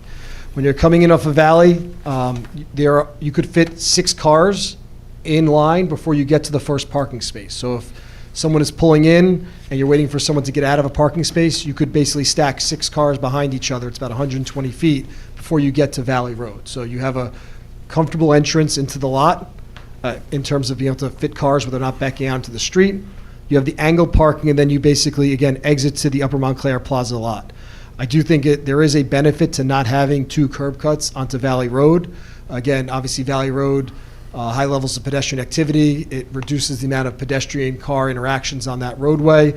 We did hear, and I've been out here, there is extensive amount of traffic along Valley Road, so having less access points along it is beneficial. So again, just having people come in is a benefit. I know from experience that when I go to sites that have tight parking, when I think of my child's preschool, when it's a very small parking lot, I end up parking somewhere else where I could find parking or have better chance of finding parking than getting stuck in a tiny parking lot. So I would imagine if you're a parent coming to this and you're going to classes on a weekly basis, you may decide, hey, listen, instead of me going into the lot with 11 spaces, why don't I go to the lot that has 60, or the lot that has 68, or the lot that has 90 parking spaces, and look in those areas, as opposed to going in a one-way aisle to one of these parking spaces. So I do think that, again, it's somewhat of a learned behavior, especially when you have repetitive business, where parents are going to, if the first time they come in a lot, they see there's no available spaces, they'll start learning to use the Bellevue lot.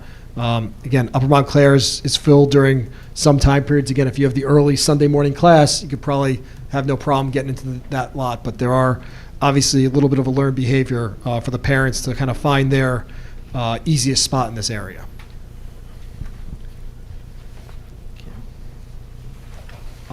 Just doing. No, go ahead. Yeah. Again, just providing some general testimony about, again, the activity on this site. You did hear some, I believe it was discussion regarding this being a permitted use. Obviously, as it relates to permitted uses, off-site traffic is generally not considered. I would state that the level of traffic that this site would generate is consistent with other permitted uses in the zone, as it relates to whether you had a fast casual restaurant or a sit-down restaurant like a diner. The level of traffic that you'd have per the Institute of Transportation Engineers is generally consistent with that. And just to kind of put that on the record, a kind of fast casual restaurant of around 5,000 square feet, which seems like it would be able to fit on this lot, you'd be expected on a PM peak hour to have anywhere between 34 and 38 customers driving to a site. So again, that is generally consistent with what we have in terms of the amount of traffic. On a Saturday, you may have fast casual, a Chipotle style place that would generate even more traffic than that. So again, just in terms of looking at this type of use compared to other uses that are also permitted in the zone, we are, I would say, consistent with the traffic levels. Okay. Does that complete your report? Yeah, that completes, again, the parking data collection efforts that we prepared. Again, in summary, what we're looking at here is that there is parking spaces. I would say we looked at over 600 parking spaces, but the closest 263 that we believe are available to potential parents of the customers of the site. There is the ability to, again, find parking, although they're not going to necessarily be right on site or right behind the site. There is within 1,000 feet walking distance of this site. Okay, Nothing thank you. further. Well, as Janice mentioned, the board's traffic consultant will provide his response and questions to this at the next meeting. But in the meantime, let's just take some board questions first of this witness, and then we can turn to the public. I have one question. I'm struggling a bit with this idea of putting. I understand the peak demand of an extra 25 cars that need to find a slot space somewhere. I'm struggling with comparing that to these days that seem somewhat random. If we're comparing peak demand with peak supply offering, what technical considerations would you highlight over the span of a year that would determine which day of the year is the most active, to then compare the most active day to your peak demand? I think that would be a better comparison. Otherwise, I feel like we'd be taking a decision that's permanent on a lot that will operate 365 days of the year based on a peak comparison. And again, I worked in the nearby area, have spent many lunches and dinners in this area. I can't say that I'm an expert in knowing the exact day that it's the busiest in this area to say whether we hit it or not. But what I can say is, if there is, hey, listen, it's super busy on July 4th because we have fireworks here, we're likely not open on July 4th where we would have our kind of peak operations. So again, I don't know exactly, what day is the peak period here, but I can say there's a reason why we counted 2 weekdays, one in the fall, one in the kind of spring. We counted 2 weekdays, we counted 2 weekends, we included a Sunday because there's a church nearby. We tried to basically grasp when school was in session, when people be out walking and shopping. We tried to get somewhat nice weather days and, that time period to get what we would say is your typical parking demand on those days. Obviously, there is always a little bit of variation. Someone could be offering a sale. There could be, some new business that opens up that gets all the Instagram people to come to town. But again, what we were looking at was a typical spring, fall, and both ends. We didn't want to hit summer because school's not in session, so we hit one time in the spring and one time in the fall. I guess my hesitation is with the word typical versus peak.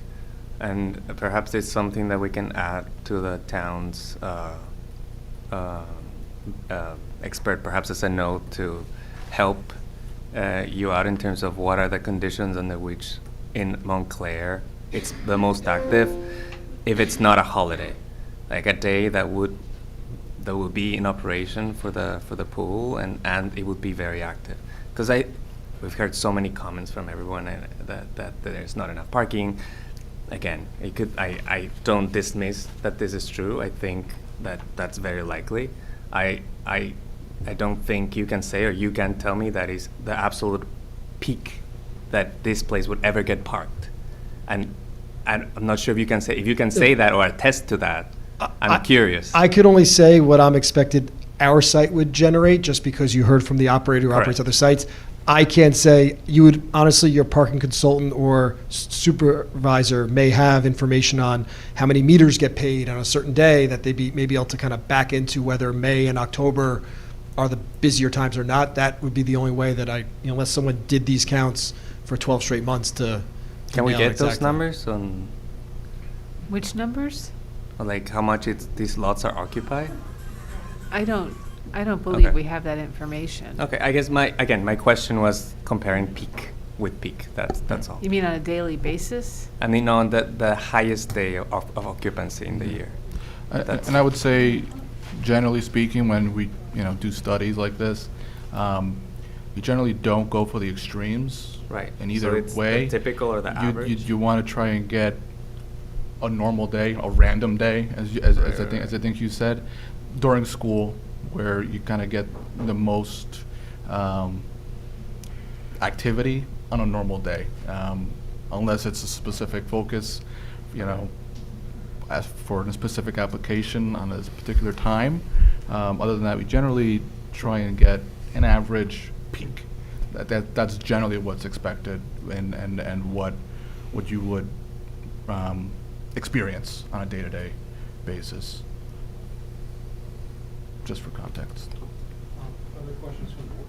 Yeah, you indicated, and I guess this is going to be confirmed, whether there are even public spots, that there's a lot of vacancy in Bellevue Erie, and possibly people would just become creatures of habit and avoid the business lot, maybe go there. If they park there, how would you anticipate them walking to the swim school?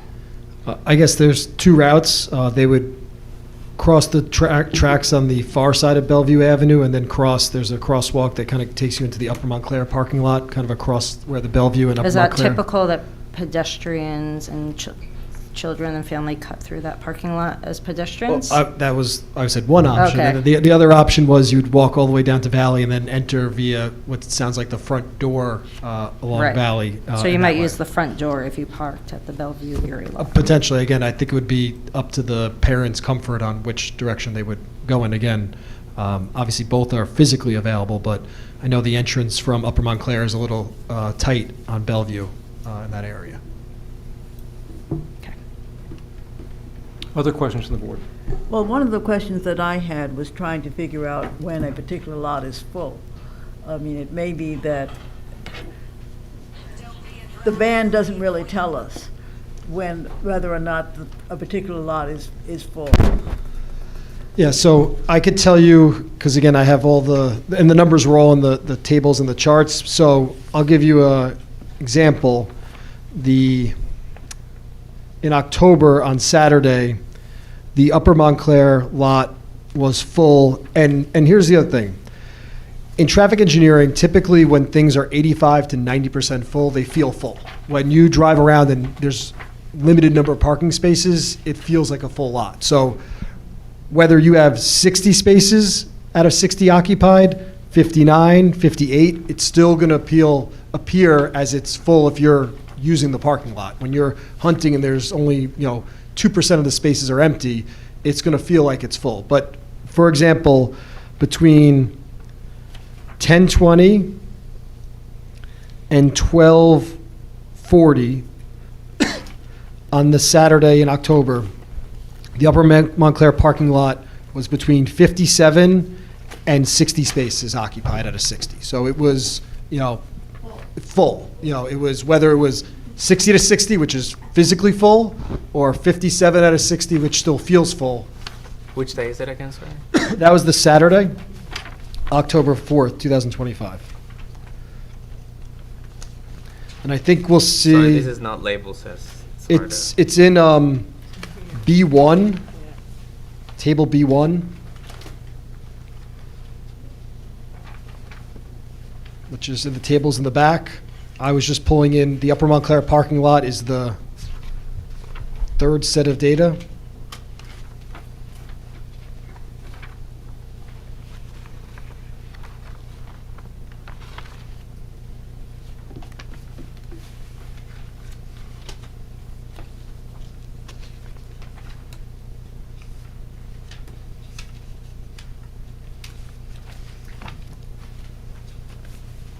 In your graphs,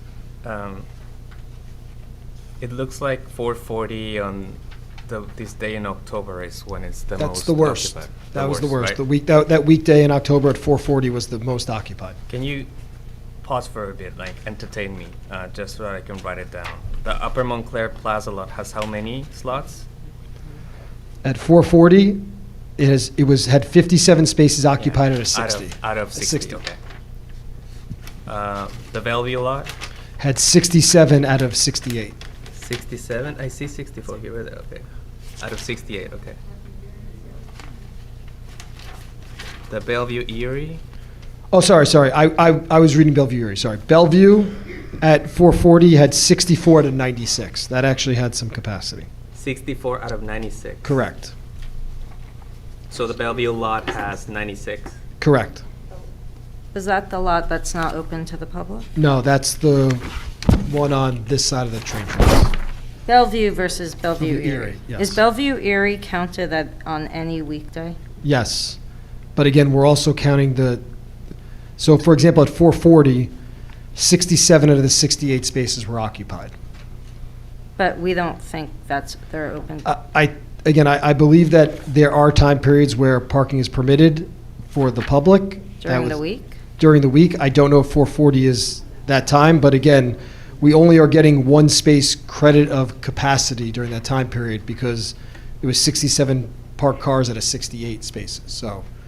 I know, it's just, Yeah. I would like that. Clarified, yes. Right, you're going to confirm, and also, I guess, the Bellevue lot, because some of those spots are, Yeah, there they're are. not all for either parking in the Bellevue Yeah. lot. The Bellevue lot, those are permit spaces, not Right. necessarily. And those are permit 24/7?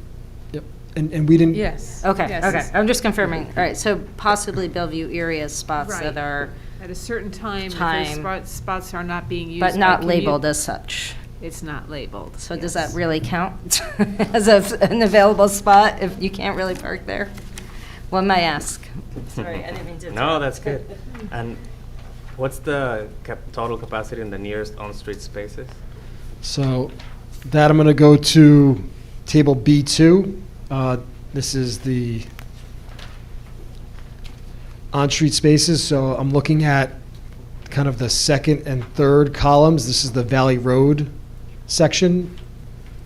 So along Valley Road at 4:40, there were two open spaces between Bellevue and Northview on the westerly side. There was one non-ADA open space along the easterly side of Valley Road between Bellevue Avenue and Cooper Avenue. Then I go to table B3. Nope. B4, where I look between Cooper Avenue, between Northview on the north side. There was a total of 17 open spaces. And Cooper Avenue on the south side, there was a total of 26 open spaces.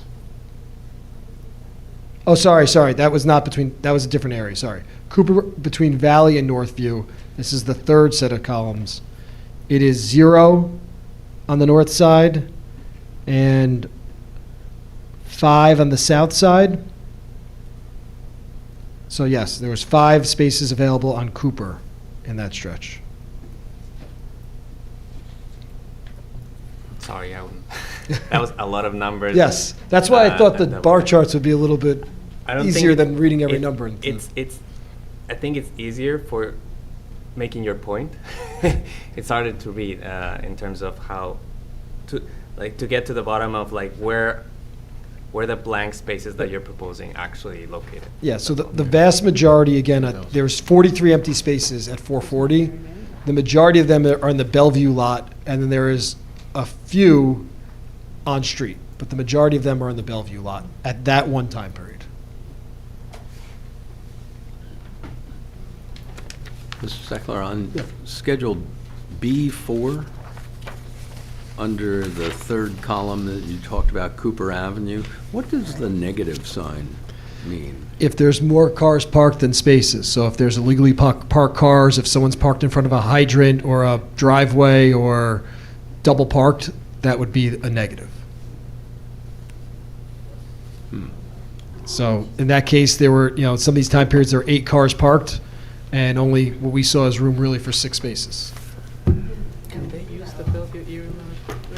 Janice is going to find out. Because that would really mess up the point. I think this has his. Other questions from the board? I have a few questions. And I don't know if this may help or not help the questions. On table 3, summary of parking demand and supply, you have a few categories outlined. And you showed an exhibit earlier, like an overview map. Yep. There's 2 categories here, on-street metered and on-street non-metered. Just looking at this table, it seems like the majority of available parking is on-street, non-metered. On-street metered is fairly full. So I'm just wondering if you could maybe pull up that overview map and give the board direction as to where exactly these non-metered versus metered spaces are, because I think that might help. So again, the table 3 in our report encompasses the entire area outlined in yellow. So the supply in that case is, again, over 600 spaces of supply. The vast majority of the on-street non-metered spaces are beyond the area that I discussed. The majority of those are the on-street spaces down Cooper, Norwood, Lorraine, things like that. There is one stretch along Cooper that we counted between Cooper and Northview. Some of it is meters and some of it is non-metered. So the only, I would say, in our close space counts, the only ones that would be non-metered is a little stretch of Cooper as you get closer to Northview.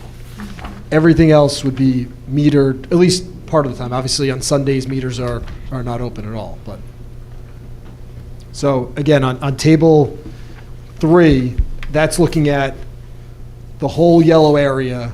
Those other bar charts, we're looking at, again, kind of the immediate area. Okay. And in your testimony, I may have missed, but I didn't hear, because obviously you're proposing 11 physical spaces within your lot. However, based on your proposal, you'll be creating an egress driveway into the municipal lot, which will actually, you'll lose a space there as well. And just so the board's aware, I did get a chance to speak with Director of Parking Utility, Manager Mono, this afternoon, and he did confirm that that is in fact an active and legal permit space. So how does that factor in to your analysis as far as, weighing the pros and cons of parking demand and supply? I will say, and again, I have not spoken to the supervisor of parking yet, and I don't dispute that case. I didn't speak with him, but it is also possible that along Valley Road, where we are closing a driveway, there may be the ability to add a parking space on the street on Valley Road, which would basically net out as 0. Again, I haven't spoken with him if that's a spot where he wants, But again, the current site has a driveway in and driveway out. We're closing the driveway out. It seems like you'd be able to gain a spot there if you wish to put one there. Again, that is also a county road. I don't know if there needs to be, a change in ordinance or something to add one more space. Okay, any other questions to the board? If not, members of the public can come to the front and ask questions. At least offsetting. Yeah.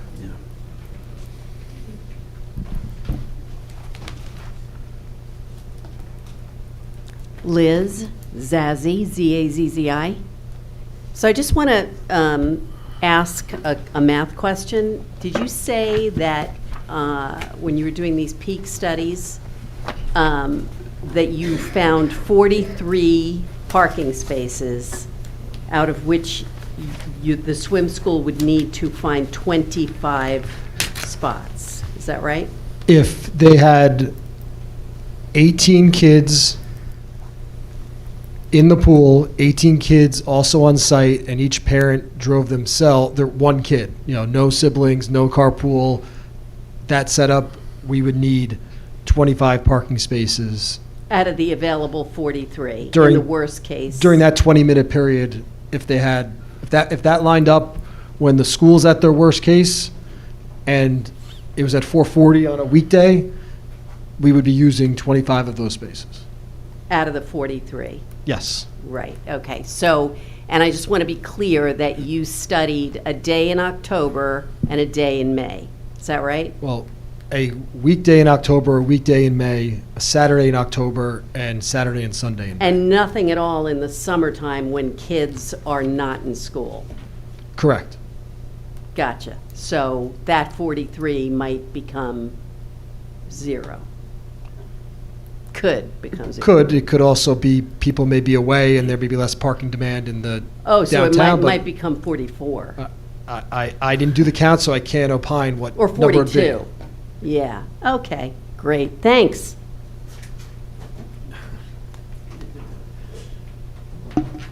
Hello, Holly Felber, Barber Eclectic. My first question is, how many people were involved in conducting this study? The actual physical counts? Yes. We had 3 people do the physical counts. So they moved from lot to lot to lot every 20 minutes? So we had two people on street doing the street counts, and again, not all the street counts we discussed specifically tonight.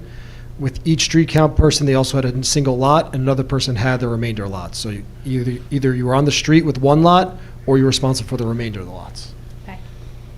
And is it normal for your company to contact the parking authority of these different towns to find out what kind of lots exist in the towns? I believe my associate who helped prepare this study with me was an individual who spoke with the parking supervisor, but I was not involved in that conversation, so I can't But speak did to you it. know that the Erie lot was a New Jersey Transit lot before this meeting tonight? Yes, I knew it had permits for NJ Transit. I also believe that, again, based on my associate's discussion, that there is time periods where it could be used by other people, but again, I will confirm that specifically myself. Okay. Now, I'm learning as I go along here that with land use laws, we have very specific procedures we have to follow.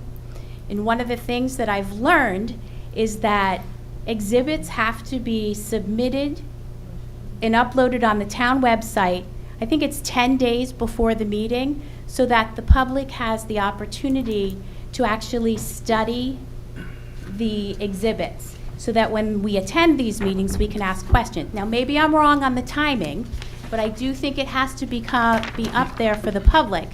I certainly think it should be up there for the board members so that they're not blindsided by new information being introduced here that is very complicated and needs to be studied. So my question is this.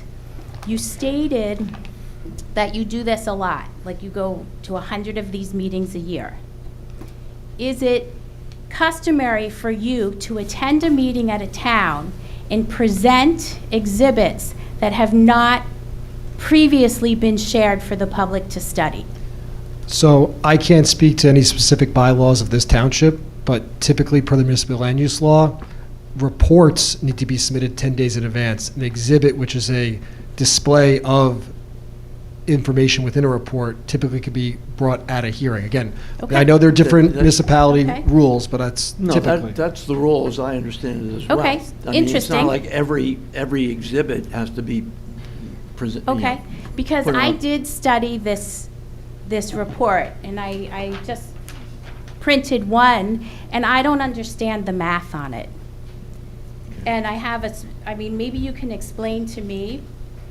You said that you do not count permit spots or private spots, yet permit and private are on every table in the report. And when I looked at the Upper Montclair one, 60 metered spaces, permit parking 18, private spaces 17, ADA 3, and EV 2. When 53 metered spots were used, right, you would think there's 7 available ones, but your table shows that there's 11. I don't understand how you get to 11. I So- don't know how to read these tables. So I don't know which specific line you're looking at.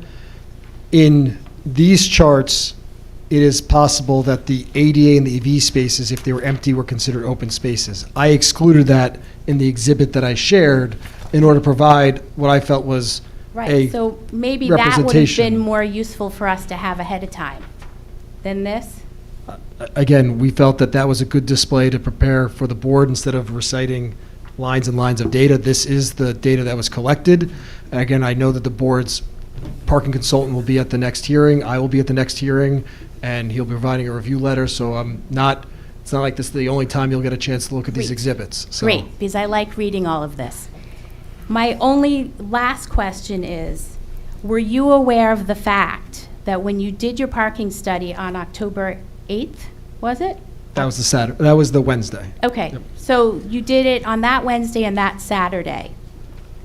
Do you know that the Bellevue Theater reopened later in the month and parking has become a little bit more dear because we have this fabulous theater that just opened or reopened? I was not aware at the time, but again, I know we did the counts in May. I assume it was open for Yes. May. And maybe, again, that could be why there's some variation. Again, you'll never see the same numbers of parked cars every single time, but that was likely in our May counts, though. Okay, so maybe offline you can tell me how to read this? Because I can't figure the math out. Whatever is Maybe someone allowable. up here can show me Well, how to read this, because it doesn't make any sense to me. I am happy to, but it probably should be the board's consultant or professionals explaining it.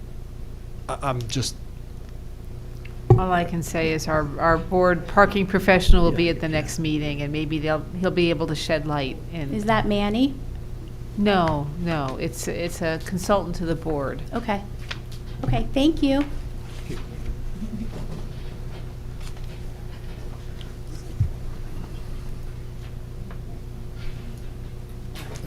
watch yourself. You want to move that? I got it. Warren Ross again. I was going to mention also about the Bellevue Theater opening. My question is, do you take into consideration any future uses of the lot? Because besides the Bellevue Theater, there are several new businesses that have opened. Can't hear me. Does your report ever take into consideration future usage on these lots?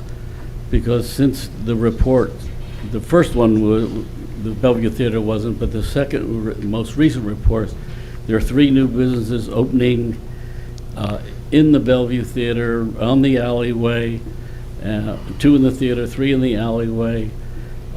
So we have more parking coming into that lot, which by your exhibit here shows that it's already full. So those people are going to have to go to the other lots across from the Bellevue Theater. So the short answer is no, we did not account for any additional parking demand. Again, I don't know what they would have at 20-minute intervals. Parking in a downtown is somewhat of a living organism. As you see, it kind of ebbs and flows over the day, but I did not take into account any other vacancies being occupied. Okay. And then you mentioned that it's a tight fit getting into the plaza from both Bellevue Avenue and from Valley Road. And cars, as we all know, temporarily park there to where they go in to get a coffee or go in to go eat both ends of it now, coffee. Is it realistic that the only exit from this business is going to be into that plaza, which is full and going to be even more full from other businesses without this? Well, again, I know earlier in the night, in listening to the testimony by the fire official, there was a lot of concerns about the congestion also on Valley Road. So again, I think that there is a benefit to having less curb cuts along the busier streets, although again, the trade-off is having the access into a busier parking lot. All right, thank you.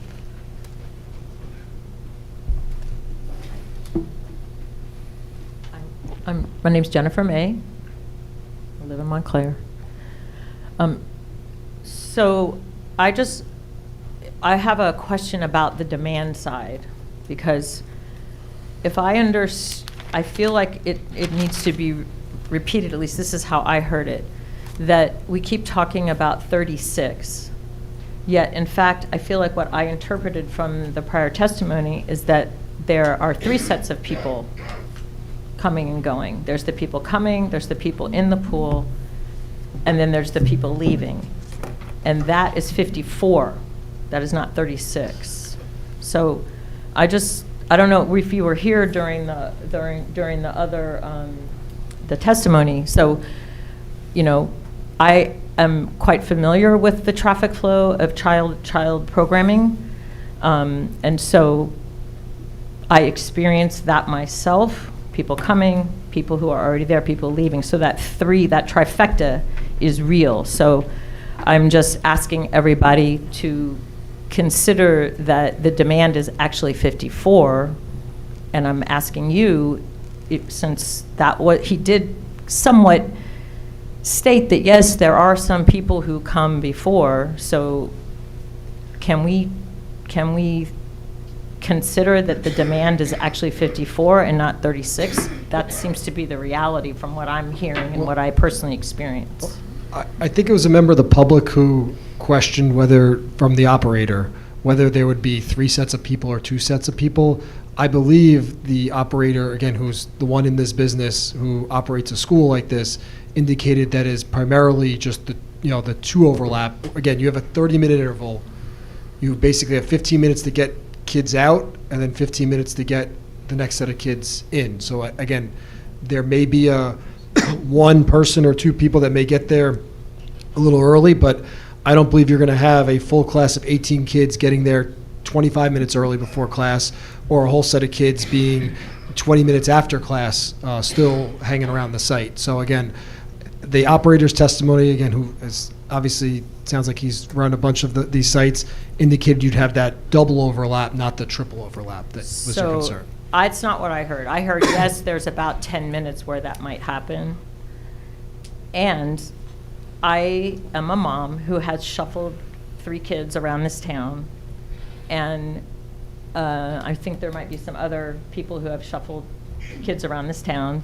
And I think we all know, or I do anyway, that wrangling cats, it's like wrangling cats. And if you are there and you have to blow dry and get them undressed, and getting ready for swim class is a unique thing. It's not like taking somebody to coding school. You go in, you do it, you leave. It's not like that. There's prep before and there's prep after. So is there a question, ma'am? the question was, are you willing to adjust it that it's 54? He and just so, he answered that so based upon the operator's testimony. I respectfully disagree. You can with disagree, but he answered it.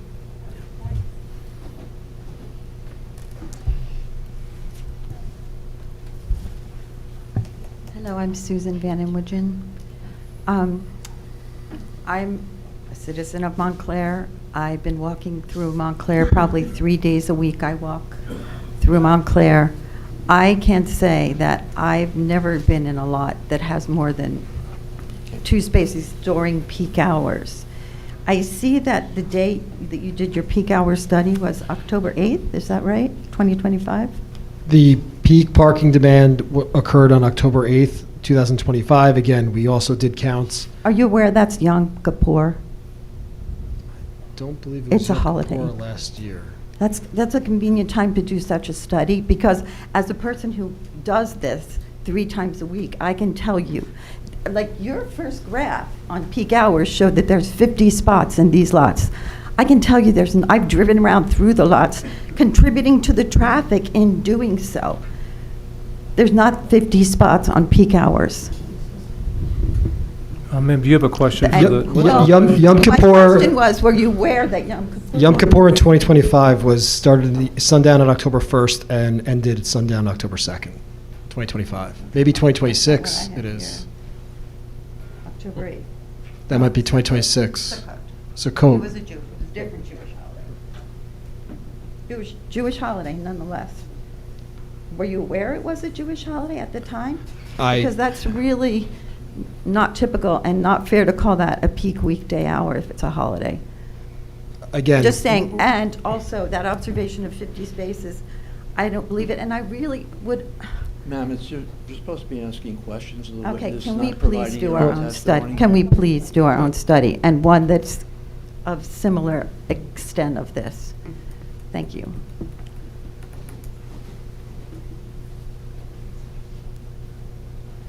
Hi, Mimi Weaver again, on Cooper Avenue.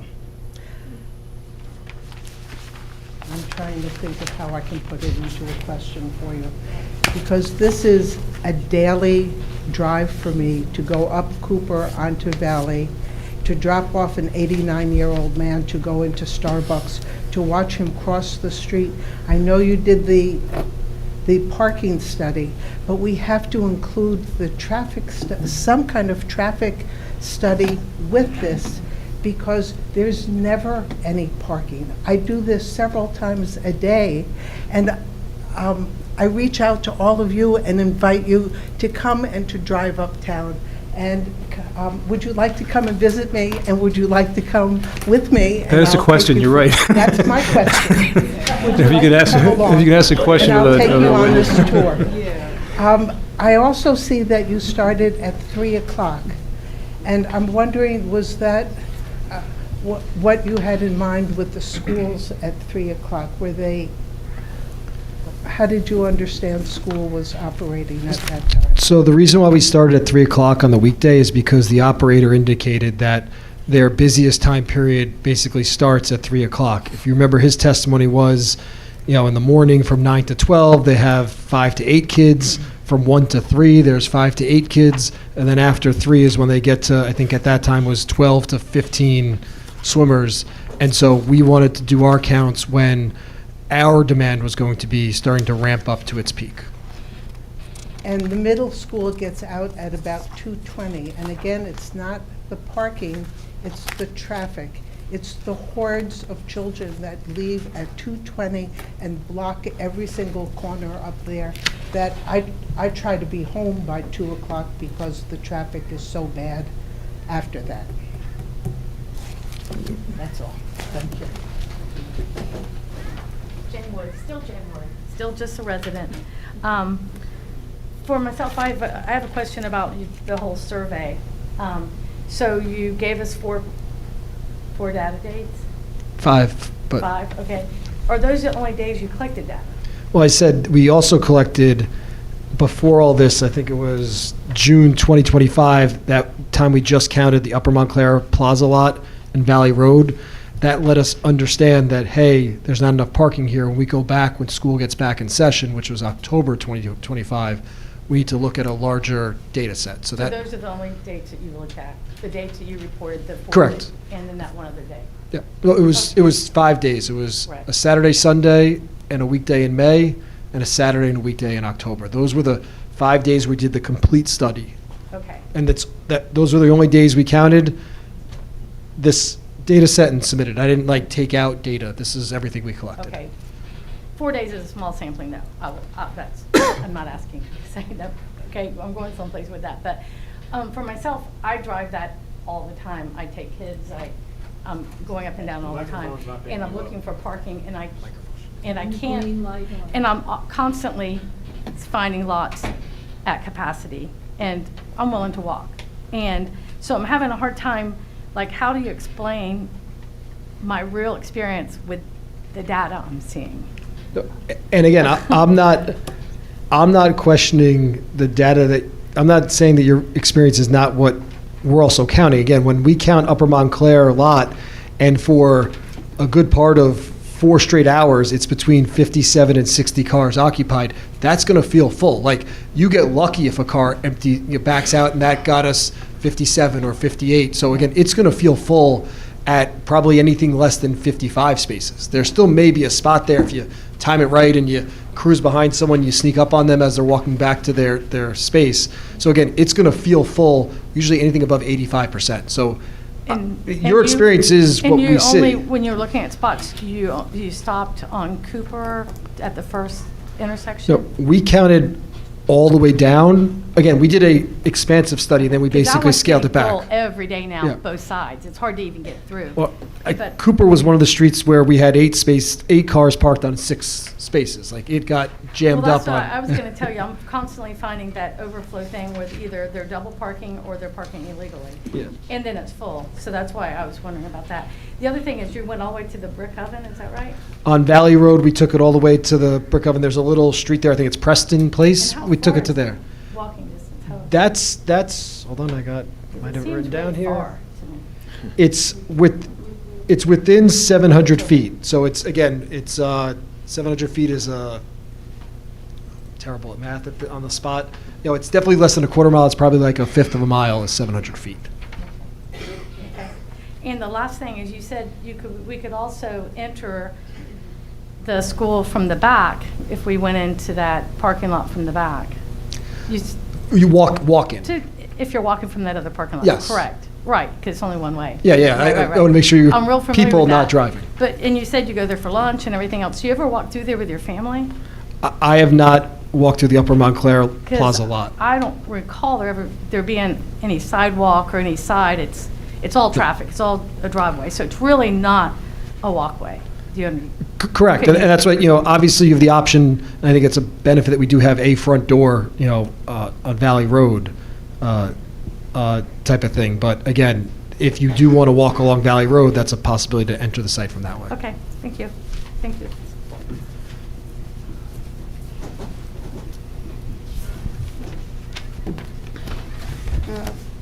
Polly Morozov again. Hi. Hi. So, I just feel like with any kind of statistics and any graphs, you can massage it every which way. I'm not saying that it's wrong, I'm just saying there's massaging going on here the way I see it, in that you didn't take any kind of account for a winter. So let me just back up. I own a business on Upper Montclair Plaza, and I've been there for a couple years. And so I get first-hand views of what's going on there, day in, day out, and it is a very dangerous lot. And I'm just wondering why you didn't take a winter survey of available demand spaces, because I can tell you for a fact there was a mountain of snow that took up probably 4 or 5 spaces. There was also packed up snow against the wall behind what would be the school, behind the firehouse, behind the other businesses along Valley Road. There's a retaining wall there. There's permit parking along there. Those poor people couldn't park there. They had to pull further into the driveway portion of the lot. And I'm wondering why you didn't take a survey then, because that lot, the demand there reduces from, if you want to say it's 50 spots, it reduces down considerably and becomes extremely dangerous, because the alleyway, basically an aisle, is reduced so greatly that people that have a hard time driving can't drive. They hit other cars, there's accidents, and families can't walk through there. So my question is why wasn't there a survey taken in the winter, where it's a really adverse situation? Yeah, so I don't doubt that spaces, if they're not carting snow out of there, there's really no place to put it, so I don't doubt that it would be occupying parking spaces. To be honest, we prepared this parking study originally with the October data with the anticipation of filing the application, which I think was probably filed sometime around that time period. And then in preparation for the hearing tonight, we did the counts in May. It honestly was just the fact, if I was probably up for testimony in February, I probably would have done counts in January, and I would have had the winter counts. It just was a function of really the initial submission and then tonight's hearing. That was why those 2 times were counted. I beg this board to do a traffic survey. I really do. And I know I have to ask questions. So when you did your survey there, did you notice how tight the aisle is coming, if the driveway is coming down through the rear of this property, coming onto the plaza? Did you take into consideration any kind of radius for large vehicles, anything like that, and where we might have to lose a parking space or do a compact car situation as you come down off the driveway onto the plaza, because that is a very tight turn. You're saying from this proposed site onto the plaza, or you're saying Yeah. from the public roads onto the plaza? Yeah, no, I'm talking about when you come off, so you would be coming, the driveway's supposed to, the proposed driveway is supposed to be right here. Correct. There's a steep incline already. There's a, I don't know what the grade is, but it's already a steep incline going onto the plaza. When you come down here, there's parked cars directly in front of where you have to take a right turn to exit. Yeah, so I'm just trying to look at the grading plan the civil engineer designed, and again, I think the civil engineer provided testimony at the last hearing. So again, I do know they are regrading a little of that area. Obviously, there is going to be still somewhat of a downslope when you go from our driveway and kind of come around the turn, but it's going to be a little more gradual than what exists today, because there is, I know there's a physical connection. It's got the bollards in front of it, but that's obviously going to be reworked. There's also an area, because of the way they were angling the stalls, there is going to be a little bit easier way to kind of turn around the corner, but obviously we are not anticipating bringing any, I would say, large vehicles into our own parking lot. So again, outside of, customers that may drive a pickup truck or a large SUV, we would not anticipate any larger vehicles than standard, fare cars coming in and around that area. I will say, I've been in that parking lot, I've checked on this specifically. There's going to be a problem there with anybody that's got an Escalade or one of the larger SUVs making that turn, because it's a very tight radius, and a lot of people, and again, I know you take these surveys and you lay it out, but what the reality is of living there and trying to park and get through this, it's that a lot of people cannot make a clean reverse turn, K-turn, and go out. They have to do multiple turns, and that is, if anybody sits there and watches what goes on in that plaza, you'll see this happens time and time again. So I see a massive backup. I know I'm supposed to be asking questions, Yes. but there's going to be a backup because people aren't backing out of their spaces quickly enough. There's testimony that there could be 6 cars backed up in the driveway of the swim school, but that doesn't take into account what the backup is onto the plaza. Those are appropriate questions. We did have testimony from a civil engineer. I'm not sure if you were here then, but I think that anything with respect to turning radii, and if it remains a question, I know that when we did have the civil engineer here. I believe he testified that the right turn is possible as long as the car was removed. There's an existing space that's in the way. Right. I think he testified that the right turn would be possible out of the lot. Right. If everything is clear and there's no snow on the ground and someone doesn't have an oversized car parked right there either. Thank you. It's about 5, but let's take one more question, and we'll adjourn at 11. And this will be continued at the next meeting. Hi, Justin Jesser again. I was wondering if you can help me understand the process for actually going through you said a 5-minute walk, or what was the time frame?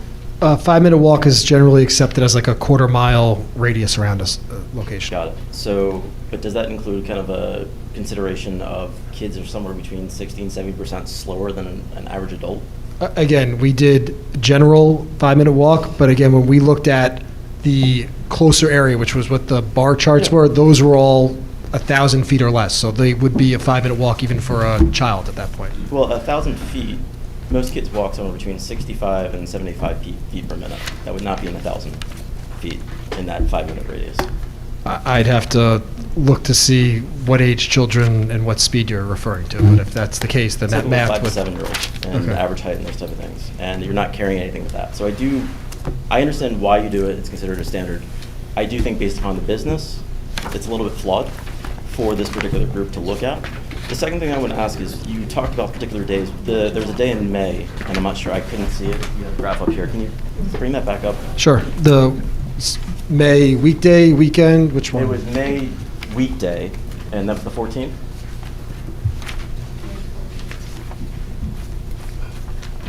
So May weekday was... Got it. So,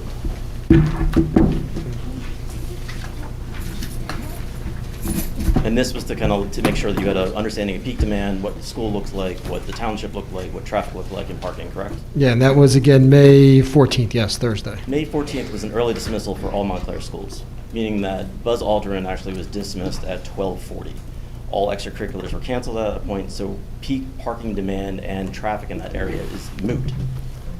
You didn't analyze traffic, sir. Sorry, peak parking. My apologies. I mean, I would opine that when kids are out of school, whether it's early or, at 3 o'clock, that's when you're probably going to see a lot of activity in the downtown where you'd have spike of parking. But if parents aren't there to pick up their kids, or if kids aren't dismissed, if they don't have extracurricular activities, that day for a study doesn't seem to be the best. And I'm not saying you did it on purpose. I'm just saying it seems like a very unnecessary kind of thing to throw up there, because it's not representative of what's happening. Understood. And again, I didn't know that there was a early closing on that day. I don't know if I would have selected. Then I would raise the question, looking at all the other days you chose, and then trying to determine peak, which was brought up by some of the other folks. It doesn't seem like you took consideration of the town for these particular study dates. It seems to be at random, and some have less than what is typically happening. Again, I wouldn't know if it's less than what's typically happening without... But on these 2 days, there's a little bit of a question that's been raised up. So I appreciate it. Thank you. I strongly suggest the town to really look at this. Thank you. There's just one quick question, very quick. Well, I said before that we'd have just this question, so I'm going to stick with that. We'll adjourn.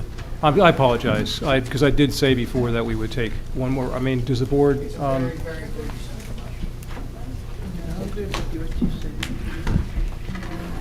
One quick question each. How about that? And then the balance. Okay.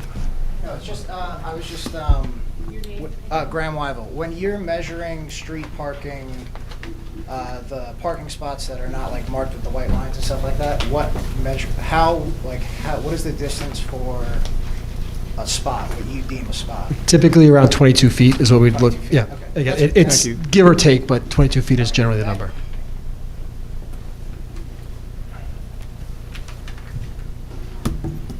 Joe Borak, 10 Valley Place. I don't have a question for the gentleman. I thought there'd be a closing comment section, so. There's more testimony that's going to be coming from this witness, as well as the planner. And even so, it's 11 o'clock, so we would extend it anyway. So Right. What is it, July? July 6th. July 6th. It's the next meeting. Just so that everyone is clear, this application is being continued, and it will next be heard by the board on July 6th. There will there will not be any publication of notice or anything. This is the notice to the public. July 6th, starting at 7:00 p.m. Thanks, Arthur. Okay, so we have no new business. Do we have any committee reports to discuss? No? No, I've been reaching out to the master plan subcommittee to get moving on our master plan reexamination report. And I expect to start working with the zoning subcommittee on some zoning changes. So things are heating up. Thank you, and then, I can't hear you. Thanks for your pen. I still can't hear. The review.